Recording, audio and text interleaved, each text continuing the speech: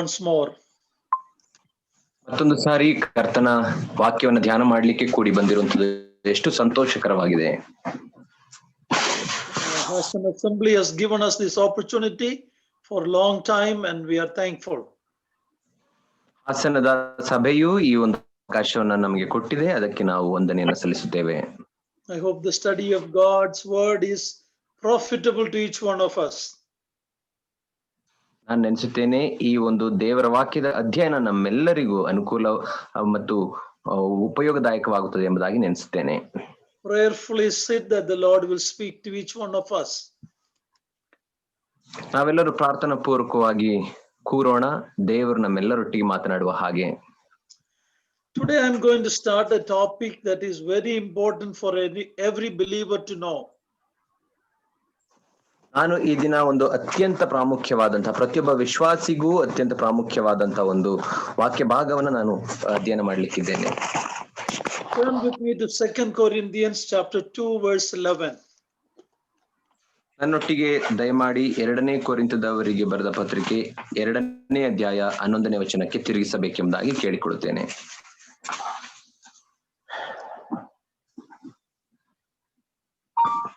Read, brother. ಸೈತಾನನು ನಮ್ಮನ್ನು ವಂಚಿಸಿ ನಷ್ಟಪಡಿಸಬಾರದು, ಅವನ ಯೋಚನೆಗಳನ್ನು ನಾವು ಅರಿಯದವರಲ್ಲವಲ್ಲ. Here we are told about a person that we should know. ಇಲ್ಲಿ ನಾವು ತಿಳಿದುಕೊಳ್ಳಬೇಕಾದಂತಹ ಒಬ್ಬ ವ್ಯಕ್ತಿಯ ಕುರಿತಾಗಿ ಕೊಡಲ್ಪಟ್ಟಿದೆ. It is about none other than Satan. ಇದು ಬೇರೆ ಯಾರು ಅಲ್ಲ, ಸೈತಾನನ ಕುರಿತಾಗಿಯೇ. The word of God says we should not be ignorant of his designs. ದೇವರ ವಾಕ್ಯವು ಹೇಳುವಂತದ್ದಾಗಿರುತ್ತದೆ, ನಾವು ಆತನ ಯೋಜನೆಗಳನ್ನ ಅರಿಯದವರಾಗಿರಬಾರದು ಎಂಬುದಾಗಿ. Well, the Bible says we should know the Lord Jesus Christ. ಸತ್ಯವೇದವು ನಾವು ಯೇಸು ಕ್ರಿಸ್ತನನ್ನ ಅರಿತುಕೊಳ್ಳಬೇಕು ಎಂಬುದಾಗಿ ಹೇಳುತ್ತದೆ. John 17:3 says, knowing the only true God and Jesus Christ is eternal life. ಯೋಹಾನ ಸುವಾರ್ತೆ 17ನೇ ಅಧ್ಯಾಯ 3ನೇ ವಚನದಲ್ಲಿ ನಾವು ನೋಡುವಾಗ, ಒಬ್ಬನೇ ದೇವರಾಗಿರುವ ನಿನ್ನನ್ನು ನಿನ್ನ ಮಗನಂತ ಯೇಸು ಕ್ರಿಸ್ತನನ್ನು ಅರಿತುಕೊಳ್ಳುವುದೇ ನಿತ್ಯ ಜೀವ ಎಂಬುದಾಗಿ ಹೇಳುತ್ತದೆ. And 2 Peter 3:18 says, grow in the grace and knowledge of the Lord Jesus Christ. ಮತ್ತು 2 ಪೇತ್ರದವರಿಗೆ ಬರೆದ ಪತ್ರಿಕೆ 3ನೇ ಅಧ್ಯಾಯ 8ನೇ ವಚನದಲ್ಲಿ ದೇವರ ವಾಕ್ಯದಲ್ಲಿಯೂ 18 2 ಪೇತ್ರ 3ನೇ ಅಧ್ಯಾಯ 18ನೇ ವಚನದಲ್ಲಿ ನೀವು ದೇವರ ವಾಕ್ಯದ ಜ್ಞಾನದಲ್ಲಿ ಬೆಳೆಯುತ್ತಾ ಅಭಿವೃದ್ಧಿ ಹೊಂದಬೇಕು ಎಂಬುದಾಗಿ ಅದನ್ನು ಆಶಿಸುವಂತವನಾಗಿದ್ದಾನೆ. Grow in the grace and knowledge of the Lord Jesus Christ. ಯೇಸು ಕ್ರಿಸ್ತನ ಕೃಪೆಯಲ್ಲಿಯೂ ಆತನ ಜ್ಞಾನದಲ್ಲಿಯೂ ನೀವು ಅಭಿವೃದ್ಧಿ ಹೊಂದಬೇಕೆಂಬುದಾಗಿ ಆತ ಬಯಸುತ್ತಾನೆ. ಅಲ್ಲಿ Apostle Paul says in Philippians 3:10, what is his bhayke? What is his one desire of his life? ಮತ್ತು ಫಿಲಿಪಿಯವರಿಗೆ ಬರೆದ ಪತ್ರಿಕೆ 3ನೇ ಅಧ್ಯಾಯ 10ನೇ ವಚನದಲ್ಲಿ ಪೌಲನು ತನ್ನ ಬಯಕೆ ಏನಾಗಿದೆ ಎಂಬುದಾಗಿ ಆತನು ಹೇಳುತ್ತಾನೆ. He said that I may know him. ಆತನು ಹೇಳುತ್ತಾನೆ, ನಾನು ಆತನನ್ನ ಅರಿತುಕೊಳ್ಳಬೇಕು ಎಂಬುದಾಗಿ. He was an apostle, has written at least about 13 New Testament books. ಆತನು ಒಬ್ಬ ಅಪೊಸ್ತಲನಾಗಿದ್ದುಕೊಂಡು ಪೌಲನು 13 ಪುಸ್ತಕಗಳನ್ನ ಹೊಸ ಒಡಂಬಡಿಕೆಯಲ್ಲಿ ಬರೆದಿದ್ದಾನೆ. So much revelation he got about the Lord Jesus Christ. ಆತನಿಗೆ ಯೇಸು ಕ್ರಿಸ್ತನ ಕುರಿತಂತ ಎಷ್ಟೊಂದು ಪ್ರಕಟಣೆಯು ದೇವರಿಂದ ಮಾಡಲ್ಪಟ್ಟಿತು. Still he was not satisfied. He said, I want to know him more. ಆತನಿಗೆ ಇನ್ನೂ ತೃಪ್ತಿ ಆಗದೆ, ನಾನು ಆತನನ್ನು ಇನ್ನೂ ಹೆಚ್ಚಾಗಿ ಅರಿತುಕೊಳ್ಳಬೇಕೆಂಬುದಾಗಿ ಬಯಸುತ್ತಾನೆ. So our greatest pursuit in life, goal in life, is to know the Lord Jesus Christ more and more each day in our life. ಆದ್ದರಿಂದ ನಮ್ಮ ಜೀವಿತದ ಗುರಿ ಮತ್ತು ಬಯಕೆಯೂ ಕೂಡ ದಿನದಿಂದ ದಿನಕ್ಕೆ ಯೇಸು ಕ್ರಿಸ್ತನನ್ನು ಇನ್ನೂ ಹೆಚ್ಚಾಗಿ ಅರಿತುಕೊಳ್ಳಬೇಕು ಎಂಬುದೇ ಆಗಿರಬೇಕು. But we are going to look at our enemy Satan next few weeks. ನಾವು ಮುಂದಿನ ಕೆಲವು ವಾರಗಳಲ್ಲಿ ನಮ್ಮ ವಿರೋಧಿಯಾದಂತಹ ನಮ್ಮ ಶತ್ರುವಾದಂತಹ ಸೈತಾನನ ಕುರಿತಾಗಿ ತಿಳಿದುಕೊಳ್ಳುವವರಾಗಿರುತ್ತೇವೆ. Of course, our knowledge should be more about the Lord Jesus Christ.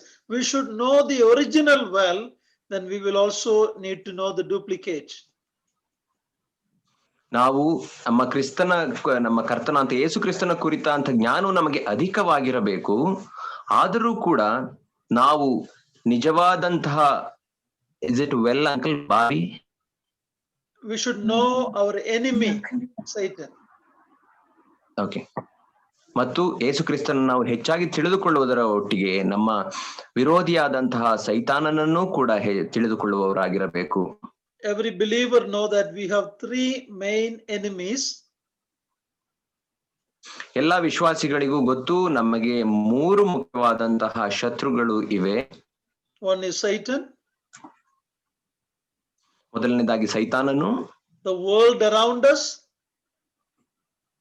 ಮತ್ತು ನಮ್ಮ ಸುತ್ತಲಿರುವಂತಹ ಲೋಕ. And the flesh within us. ಮತ್ತು ನಮ್ಮ ಶರೀರವೇ. In that we are going to look at our enemy Satan. ಆ ಮೂರು ವಿಷಯಗಳಲ್ಲಿ ನಾವು ಮೊದಲನೇದಾಗಿ ಸೈತಾನ ನಮ್ಮ ವಿರೋಧಿಯಾದಂತಹ ಸೈತಾನನ ಕುರಿತಾಗಿ ನಾವು ತಿಳಿದುಕೊಳ್ಳೋಣ. In 2 Corinthians 2:11 we saw that we should not be ignorant about his devices.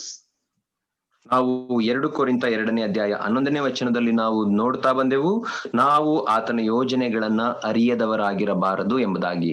If anyone goes to a war, he should have a good knowledge about the enemy. ಯಾವನಾದರೂ ಯುದ್ಧಕ್ಕೆ ಹೋಗುವುದಾದರೆ ಅದಕ್ಕಿಂತ ಮುಂಚೆ ತನ್ನ ಶತ್ರುವಿನ ಕುರಿತಾದಂತಹ ಜ್ಞಾನವನ್ನ ಹೊಂದಿದವನಾಗಿರಬೇಕು. This topic comes under a bigger topic called angelology, a study about the angels. ಈ ಒಂದು ಅಧ್ಯಯನವು ಅದು ದೊಡ್ಡದಾದಂತಹ ವಿಷಯ ಅಂತಂದ್ರೆ ದೇವದೂತರ ಶಾಸ್ತ್ರದ ಅಡಿಯಲ್ಲಿ ಬರುವಂತಹ ವಿಷಯವಾಗಿದೆ. Under angelology there is Satanology and demonology. ದೇವದೂತ ಶಾಸ್ತ್ರದ ಅಡಿಯಲ್ಲಿ ಸೈತಾನನ ಕುರಿತಂತ ಶಾಸ್ತ್ರ ಮತ್ತು ದೆವ್ವ ಅಥವಾ ಡೆವಿಲ್ ಅಥವಾ ದೆವ್ವನ ಕುರಿತಾದಂತಹ ಶಾಸ್ತ್ರ ಹೇಳ್ತೇವೆ, ಎರಡೂ ಒಂದೇ ಆಗಿದೆ. Yeah, and we need to know enough about our enemy so we can war against him. ನಮ್ಮ ವಿರೋಧಿಯ ಕುರಿತಾಗಿ ನಾವು ಸರಿಯಾದಂತಹ ಜ್ಞಾನವುಳ್ಳವರಾಗಿರಬೇಕು, ಯಾಕೆಂದರೆ ಆತನಿಗೆ ವಿರೋಧವಾಗಿ ಹೋರಾಡಲಿಕ್ಕೆ. If you go to a Bible school or a college, you will learn 10 main topics that are in the Bible. ನೀವು ಒಂದು ಸತ್ಯವೇದದ ಶಾಲೆ ಅಥವಾ ಕಾಲೇಜಿಗೆ ನೀವು ಸೇರ್ಪಡೆ ಆಗುವುದಾದರೆ ನೀವು ಸತ್ಯವೇದದಲ್ಲಿನ 10 ಪ್ರಮುಖ ವಿಷಯಗಳ ಕುರಿತಾಗಿ ಅಧ್ಯಯನ ಮಾಡುತ್ತೀರಿ. It's called systematic theology. ಅದು ಒಂದು ಕ್ರಮಬದ್ಧವಾದಂತಹ ದೈವಶಾಸ್ತ್ರ ಅಧ್ಯಯನ ಕರೆಯುತ್ತೇವೆ. In that first we learn about bibliology, study about the Bible. ಅದರಲ್ಲಿ ಮೊದಲನೇದಾಗಿ ನಾವು ಕಲಿಯುವಂಥದ್ದು ಸತ್ಯವೇದ ಶಾಸ್ತ್ರ ಎಂಬುದಾಗಿ, ಸತ್ಯವೇದದ ಕುರಿತಾಂತ ಅಧ್ಯಯನ. Then we learn about theology proper, study about God the Father, including the triune God. ನಂತರ ನಾವು ಕಲಿಯುವಂಥದ್ದು ತಂದೆಯಾದ ದೇವರ ಕುರಿತಾದಂತಹ ಶಾಸ್ತ್ರ, ಅದು ತ್ರಯೇಕ ದೇವರನ್ನ ಒಳಗೊಂಡಿರುವಂತಹ ಶಾಸ್ತ್ರವಾಗಿದೆ. Thirdly, we study about Christology, study about Christ. ಮೂರನೇದಾಗಿ ನಾವು ಕಲಿಯುವಂಥದ್ದು ಕ್ರಿಸ್ತನ ಕುರಿತಾದಂತಹ ಅಧ್ಯಯನ ಅಥವಾ ಕ್ರಿಸ್ತ ಶಾಸ್ತ್ರ ಎಂಬುದಾಗಿ ನಾವು ಕರೆಯುತ್ತೇವೆ. Then we study about pneumatology or study about the Holy Spirit. ನಂತರ ನಾವು ಪವಿತ್ರಾತ್ಮನ ಶಾಸ್ತ್ರ ಎಂಬುದಾಗಿ ಕರೆಯುತ್ತೇವೆ, ಅಂದರೆ ಪವಿತ್ರಾತ್ಮನ ಕುರಿತಾದಂತ ಅಧ್ಯಯನ. Then we can study about angelology, study about the angels, both holy angels and unholy angels. ನಂತರ ನಾವು ದೇವದೂತ ಶಾಸ್ತ್ರವನ್ನ ಅಧ್ಯಯನ ಮಾಡುತ್ತೇವೆ. ದೇವದೂತ ಶಾಸ್ತ್ರ ಎಂಬುದಾಗಿ ಹೇಳುವಾಗ ಪರಿಶುದ್ಧ ದೇವದೂತರ ಕುರಿತಾಗಿಯೂ ಅಧ್ಯಯನ ಮಾಡುತ್ತೇವೆ ಮತ್ತು ಶಪಿಸಲ್ಪಟ್ಟಂತಹ ಅಪರಿಶುದ್ಧ ದೇವದೂತರ ಕುರಿತಾಗಿಯೂ ಅಧ್ಯಯನ ಮಾಡುತ್ತೇವೆ. ಬಿದ್ದು ಹೋದ fallen angels,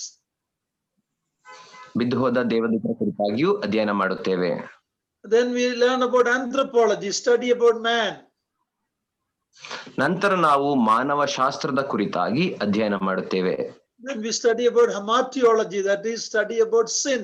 How did it come in? Where did sin start? ನಂತರ ನಾವು ಅಧ್ಯಯನ ಕಲಿಯುವಂತದ್ದು ಪಾಪದ ಕುರಿತಾದಂತಹ ಅಧ್ಯಯನ ಅಥವಾ ಶಾಸ್ತ್ರ. Then we study about soteriology or study about salvation. ಮತ್ತು ರಕ್ಷಣಾ ಶಾಸ್ತ್ರ ಎಂಬುದಾಗಿಯೂ ಒಂದು ಅಧ್ಯಯನವನ್ನು ಮಾಡುತ್ತೇವೆ. Another topic is ecclesiology, study about the church, both universal and local. ನಂತರ ನಾವು ಎಕ್ಲಿಸಿಯಾಲಜಿ ಹೇಳುವಾಗ ಸಭೆಯ ಕುರಿತಾದಂತಹ ಶಾಸ್ತ್ರ, ಅದು ಸ್ಥಳೀಯ ಸಭೆ ಇರಬಹುದು ಅಥವಾ ಸಾರ್ವತ್ರಿಕವಾದಂತಹ ಸಭೆಯ ಕುರಿತಾಗಿ ಅಧ್ಯಯನ ಮಾಡುತ್ತೇವೆ. Finally, we study about eschatology, that is things to come, what is going to happen in the future. ನಂತರ ನಾವು ಅಂತ್ಯಗತಿ ಶಾಸ್ತ್ರ ಎಂಬುದಾಗಿ ಹೇಳುವಾಗ ಮುಂದೆ ಸಂಭವಿಸಬಹುದಾದಂತಹ ಸಂಗತಿಗಳ ಕುರಿತಾಗಿ ಅಧ್ಯಯನ ಮಾಡುತ್ತೇವೆ. It is good to go to a Bible school, but it is not necessary if every local assembly become a Bible school. ಸತ್ಯವೇದ ಶಾಲೆಗೆ ಹೋಗುವಂಥದ್ದು ಅದು ಉತ್ತಮ, ಅದು ಅತ್ಯಗತ್ಯವೇನಲ್ಲ. ಆದರೆ ಪ್ರತಿಯೊಂದು ಸಭೆಯೂ ಕೂಡ ಅದು ಒಂದು ಸತ್ಯವೇದ ಶಾಲೆಯಾಗಿರಬೇಕು. Every assembly believer should be well knowledgeable in these important topics in the Bible. ಸಭೆಯ ಪ್ರತಿಯೊಬ್ಬ ವಿಶ್ವಾಸಿಗಳು ಈ ಸತ್ಯವೇದದಲ್ಲಿರುವಂತಹ ವಿಷಯಗಳ ಕುರಿತಾಗಿ ಸಾಕಷ್ಟು ಜ್ಞಾನವನ್ನು ಹೊಂದಿದವರಾಗಿರಬೇಕು. Bible says when someone asks of our faith, we should be ready to answer. ಸತ್ಯವೇದ ಹೇಳುತ್ತದೆ, ಯಾರಾದರೂ ನಿಮ್ಮ ನಂಬಿಕೆಗೆ ಆಧಾರವೇನು ಎಂಬುದಾಗಿ ಕೇಳುವಾಗ ಅದಕ್ಕೆ ಉತ್ತರಿಸಲಿಕ್ಕೆ ನಾವು ಸಿದ್ಧರಿರಬೇಕು ಎಂಬುದಾಗಿ. Okay, so starting today we will look at this very important topic about Satan. ಆದ್ದರಿಂದ ಈ ದಿನ ನಾವು ಪ್ರಾರಂಭಿಸುವಂತದ್ದು ಒಂದು ಅತ್ಯಂತ ಪ್ರಾಮುಖ್ಯವಾದಂತಹ ಅಧ್ಯಯನ, ಸೈತಾನನ ಕುರಿತಾದಂತಹ ಅಧ್ಯಯನವಾಗಿರುತ್ತದೆ. We will look at it under 5 subheading. ನಾವು ಸೈತಾನನ ಕುರಿತಂತೆ ಈ ಅಧ್ಯಯನವನ್ನ ಐದು ಸಬ್ ಹೆಡಿಂಗ್ಸ್ ಅಥವಾ ಶಿರೋನಾಮಗಳ ಅಡಿಯಲ್ಲಿ ನಾವು ಅಧ್ಯಯನ ಮಾಡುತ್ತೇವೆ. Number 1, ಮೊದಲನೇದಾಗಿ Satan's creation, his original state and his fall.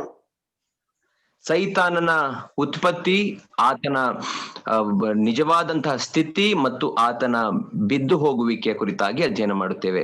His original state, how he was in the beginning. ಆತನ ನಿಜ ಸ್ಥಿತಿ ಅಥವಾ ಮುಂಚಿನ ಸ್ಥಿತಿ ಹೇಗಿತ್ತು ಎಂಬುದಾಗಿ ನಾವು ಅಧ್ಯಯನ ಮಾಡುತ್ತೇವೆ. Secondly, Satan's sin. ಎರಡನೇದಾಗಿ ಸೈತಾನನ ಪಾಪದ ಕುರಿತಾಗಿ. Thirdly, Satan in the Old Testament. ಮೂರನೇದಾಗಿ ಹಳೆ ಒಡಂಬಡಿಕೆಯಲ್ಲಿ ಸೈತಾನನ ಕುರಿತಾಗಿ. Fourthly, Satan in the New Testament. ನಾಲ್ಕನೇದಾಗಿ ಹೊಸ ಒಡಂಬಡಿಕೆಯಲ್ಲಿ ಸೈತಾನನ ಕುರಿತಾದ ಅಧ್ಯಯನ. Lastly, Satan's judgment. ಕಡೆಯದಾಗಿ ಸೈತಾನನ ನ್ಯಾಯ ತೀರ್ಪಿನ ಕುರಿತಾಗಿ ಅಧ್ಯಯನ ಮಾಡುತ್ತೇವೆ. Under that there is another subdivision. ಅದರ ಅಡಿಯಲ್ಲಿ ಇನ್ನು 3 ವಿಧದ ಗುಂಪುಗಳನ್ನು ನಾವು ನೋಡುತ್ತೇವೆ. How he was judged on the cross. ಸೈತಾನನ ನ್ಯಾಯ ತೀರ್ಪಿನ ಆ ಒಂದು ಪ್ರಮುಖ ಗುಂಪಿನ ಕೆಳಗೆ 3 ವಿಷಯಗಳನ್ನು ಅಧ್ಯಯನ ಮಾಡುತ್ತೇವೆ. ಮೊದಲನೇದಾಗಿ ಆತನು ಶಿಲುಬೆಯ ಮೇಲೆ ಯಾವ ರೀತಿ ನ್ಯಾಯ ತೀರ್ಪಿಗೆ ಒಳಪಟ್ಟನು ಸೈತಾನನು ಎಂಬುದಾಗಿ. B, his judgment at the second coming of the Lord. B, ಸೈತಾನನ ನ್ಯಾಯ ತೀರ್ಪು ಯೇಸು ಕ್ರಿಸ್ತನ ಎರಡನೇ ಬರುವಿಕೆಯಲ್ಲಿ ಹೇಗಾಗುತ್ತದೆ ಎಂಬುದಾಗಿ. Thirdly, his final judgment. ಮೂರನೇದಾಗಿ ಆತನ ಅಂತ್ಯ ನ್ಯಾಯ ತೀರ್ಪಿನ ಕುರಿತಾಗಿ ನೋಡುತ್ತೇವೆ. So going back to the study of Satan, it is very important so we know who is our enemy, so we can be well equipped in defeating or fighting against him. ನಾವು ಸೈತಾನ ಕುರಿತಾದಂತಹ ಅಧ್ಯಯನಕ್ಕೆ ಹಿಂದಿರುಗುವಾಗ ನಮ್ಮ ವಿರೋಧಿಯ ಕುರಿತಾಗಿ ಸರಿಯಾದ ಜ್ಞಾನವನ್ನ ತಿಳಿದವರಾಗಿರಬೇಕು. ಆತನನ್ನ ಸೋಲಿಸುವ ವಿಧವನ್ನು ಕೂಡ ನಾವು ತಿಳಿದುಕೊಳ್ಳಬೇಕು. First of all, we realize that the angels were created before man was created. ಆದಂತಹ ಸತ್ಯ ಏನೆಂದರೆ ಮನುಷ್ಯನ ನಿರ್ಮಾಣವಾಗುವುದಕ್ಕಿಂತ ಮುಂಚೆಯೇ ದೇವದೂತರು ಅವರು ಉತ್ಪತ್ತಿ ಮಾಡಲ್ಪಟ್ಟರು ಎಂಬುದಾಗಿ. Another important truth we learn is they are spirit being. They don't have a body like us from the earth. ಎರಡನೇದಾಗಿ ನಾವು ತಿಳಿದುಕೊಳ್ಳಬೇಕು, ದೇವದೂತರು ಅವರು ಆತ್ಮವುಳ್ಳಂತಹ ಜೀವಿಗಳಾಗಿದ್ದಾರೆ. ಅವರಿಗೆ ನಮಗಿರುವ ಹಾಗೆ ಶರೀರವೂ ಇಲ್ಲ, ಭೌತಿಕವಾದ ಶರೀರವಿಲ್ಲ. There is one devil and many demons. ನಾವು ದೇವದೂತರ ಕುರಿತಾಗಿ ಅಧ್ಯಯನ ಮಾಡುವಾಗ ಸೈತಾನನು ಒಬ್ಬನು ಮತ್ತು ಆತನ ಕೆಳಗೆ ಅನೇಕ ಕೆಟ್ಟ ದೂತರುಗಳು ಇರುವುದನ್ನು ನಾವು ನೋಡುತ್ತೇವೆ. Now we read about archangel from the holy angels. There are archangel, pradhana dudanu. We see that in 1 Thessalonians 4 and the epistle of Jude. ನಾವು ಪ್ರಧಾನ ದೂತರ ಕುರಿತಾಗಿ ನಾವು ನೋಡುವಾಗ ಅಲ್ಲಿ ಆ ಪ್ರಧಾನ ದೂತರನ್ನ ನಾವು ನೋಡುವಾಗ ಅದು ಎಲ್ಲಿ ಕೊಡಲ್ಪಟ್ಟಿದೆ ಎಂಬುದಾಗಿ ಹೇಳುವಾಗ 1 Thessalonians 4 and Jude's epistle. ಯೂದನ ಪುಸ್ತಕ ಮತ್ತು 1 ಥೆಸಲೋನಿಕದವರಿಗೆ ಬರೆದ ಪತ್ರಿಕೆ 3ನೇ ಅಧ್ಯಾಯದಲ್ಲಿ ನೋಡುತ್ತೇವೆ, 4ನೇ ಅಧ್ಯಾಯದಲ್ಲಿ ನೋಡುತ್ತೇವೆ. So Michael is called an archangel. ಮಿಕಾಯೇಲನು ಆತನು ಪ್ರಧಾನ ದೂತನು ಎಂಬುದಾಗಿ ನಾವು ನೋಡುತ್ತೇವೆ, ಒಬ್ಬ ಪ್ರಧಾನ ದೂತನು. So when God created angels, there was an archangel, and that is Lucifer. ದೇವರು ದೇವದೂತರನ್ನ ಉಂಟು ಮಾಡುವಾಗ ಅಲ್ಲಿ ಒಬ್ಬ ಪ್ರಧಾನ ದೇವದೂತನಿದ್ದನು, ಅವನ ಹೆಸರು ಲೂಸಿಫರನು ಎಂಬುದಾಗಿ. Of course, later he became Satan. ನಂತರ ಆತನು ಸೈತಾನನಾಗಿ ಮಾರ್ಪಟ್ಟನು. Satan has many titles and proper names used in the Bible. ಸತ್ಯವೇದದಲ್ಲಿ ಸೈತಾನನಿಗೆ ಉಪಯೋಗಿಸಲ್ಪಟ್ಟಿರುವಂತಹ ಕೆಲವು ಹೆಸರುಗಳನ್ನ ನಾವು ನೋಡುತ್ತೇವೆ. And some of the names are descriptive of his work, what he does. ಕೆಲವು ಹೆಸರುಗಳು, ಸೈತಾನಿಗೆ ಕೊಡಲ್ಪಟ್ಟಿರುವಂತಹ ಹೆಸರುಗಳು ಆತನ ಕಾರ್ಯಗಳನ್ನ ಅವು ವಿವರಿಸುವಂತವುಗಳಾಗಿವೆ. Some are proper names. ಕೆಲವು ಹೆಸರುಗಳು ಆತನಿಗೆ ಕೊಡಲ್ಪಟ್ಟಿರುವಂತಹ ನಾಮಗಳಾಗಿವೆ. For example, Revelation 12:10, he is called the accuser of the brothers. ಪ್ರಕಟಣೆ 12:10 ನಾವು ನೋಡುವಾಗ ಅಲ್ಲಿ ಆತನನ್ನ ಕುರಿತು ಏನು ಹೇಳುತ್ತದೆ ಎಂಬುದಾಗಿ ಹೇಳುವಾಗ ಸಹೋದರರಿಗೆ ವಿರೋಧವಾಗಿ ದೂರು ಹೇಳುವವನು ಎಂಬುದಾಗಿ. So that's a descriptive title. ಅದು ಅವನಿಗೆ ಕೊಡಲ್ಪಟ್ಟಿರುವಂತಹ ವಿವರಣಾತ್ಮಕವಾದಂತಹ ಹೆಸರು. And he is called the serpent 39 times in the Bible. ಸತ್ಯವೇದದಲ್ಲಿ ಆತನನ್ನ ಸರ್ಪನು ಎಂಬುದಾಗಿ 39 ಸಾರಿ ಕರೆಯಲ್ಪಟ್ಟಿದ್ದಾನೆ. That implies his guile. Guile andre, what is that? Guile is vanjiswa mosha. That is a descriptive name. ಅದು ಆತನಿಗೆ ಕೊಡಲ್ಪಟ್ಟಿರುವಂತ ಇನ್ನೊಂದು ವಿವರಣಾತ್ಮಕವಾದಂತಹ ಹೆಸರು ಸರ್ಪ ಎಂಬುದಾಗಿ, ಅಂದರೆ ಮೋಸಗೊಳಿಸುವಂತ ವ್ಯಕ್ತಿ ಎಂದು. We see him from Genesis. We also see him in the first book and in the last book. Gada Sarpa is seen in Genesis, the first book, and he is seen so much in the last book. ನಾವು ಸತ್ಯವೇದದ ಮೊದಲನೇ ಪುಸ್ತಕವಂತ ಆದಿಕಾಂಡದಲ್ಲಿಯೂ ಆತನ ಕುರಿತಾಗಿ ಓದುವಂತವರಾಗಿರುತ್ತೇವೆ. ಕಡೆಯ ಪುಸ್ತಕವಾದಂತ ಪ್ರಕಟಣೆಯಲ್ಲಿಯೂ ಅವನನ್ನ ಘಟ ಸರ್ಪ ಎಂಬುದಾಗಿ ಸಂಬೋಧಿಸುವುದನ್ನು ನಾವು ನೋಡುತ್ತೇವೆ. Only once he is called the Lucifer or the morning star. That is in Isaiah 14:12. ನಾವು ಯೆಶಾಯ 14ನೇ ಅಧ್ಯಾಯ 12ನೇ ವಚನದಲ್ಲಿ ನಾವು ನೋಡುವಾಗ ಅಲ್ಲಿ ಮಾತ್ರ ಸತ್ಯವೇದದಲ್ಲಿ ಒಂದೇ ಒಂದು ಸಾರಿ ಆತನನ್ನ ಲೂಸಿಫರನು ಅಥವಾ ಮುಂಜಾನೆಯ ನಕ್ಷತ್ರ ಎಂಬುದಾಗಿ ಕರೆದಿರುವುದನ್ನು ನಾವು ನೋಡುತ್ತೇವೆ. And that was his title before his fall. ಅದು ಮುಂಜಾನೆ ನಕ್ಷತ್ರ ಅಥವಾ ಲೂಸಿಫರ್ ಎಂಬಂತ ಹೆಸರು ಸೈತಾನ್ ಬಿದ್ದು ಹೋಗುವುದಕ್ಕಿಂತ ಮುಂಚೆ ಕೊಡಲ್ಪಟ್ಟಂತ ಹೆಸರಾಗಿತ್ತು. And he is also called the tempter. ಆತನನ್ನ ಶೋಧಕನು ಎಂಬುದಾಗಿಯೂ ಕೂಡ ಕರೆಯುತ್ತೇವೆ. He has another name, the devil. ಇನ್ನೊಂದು ಹೆಸರು ಪಿಶಾಚನು ಎಂಬುದಾಗಿ. And Satan, another name. ಇನ್ನೊಂದು ಹೆಸರು ಸೈತಾನನು ಎಂಬುದಾಗಿ. Satan means the resistor, the one who virodhisvanu. He resists God's plan. ಸೈತಾನನು ಎಂಬುದಾಗಿ ಹೇಳುವಾಗ ದೇವರ ಯೋಜನೆಗಳನ್ನ ವಿರೋಧಿಸುವಂತವನು ಎಂಬುದಾಗಿ. 48 times that name is in the Bible. 48 ಕಡೆಗಳಲ್ಲಿ ಸತ್ಯವೇದದಲ್ಲಿ ಸೈತಾನ್ ಎಂಬಂತಹ ಪದ ಉಪಯೋಗಿಸುವುದನ್ನ ನಾವು ನೋಡುತ್ತೇವೆ. Another name is Apollyon, that is destroyer. ಇನ್ನೊಂದು ಸೈತಾನನ ಹೆಸರು ಅಪೋಲಿಯೋನ್ ಎಂಬುದಾಗಿ ಅಥವಾ ಸಂಹಾರಕನು ಎಂಬುದಾಗಿ. ನಾಶ ಮಾಡುವವನು.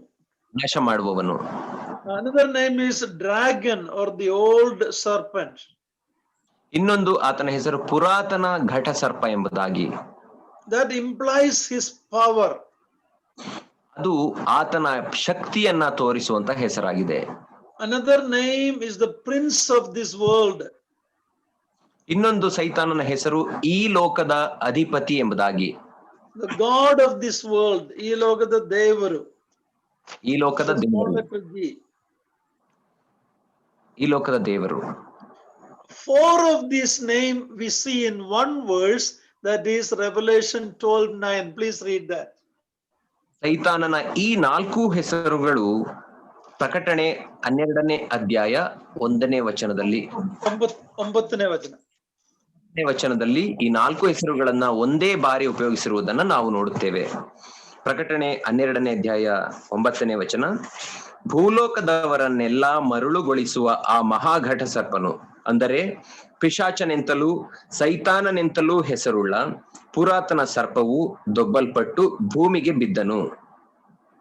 So 4 names are given there. ಅಲ್ಲಿ ಸೈತಾನನ 4 ಹೆಸರುಗಳು ಕೊಡಲ್ಪಟ್ಟಿವೆ. The dragon, great dragon, ಮಹಾಘಟ ಸರ್ಪನು, the ancient serpent,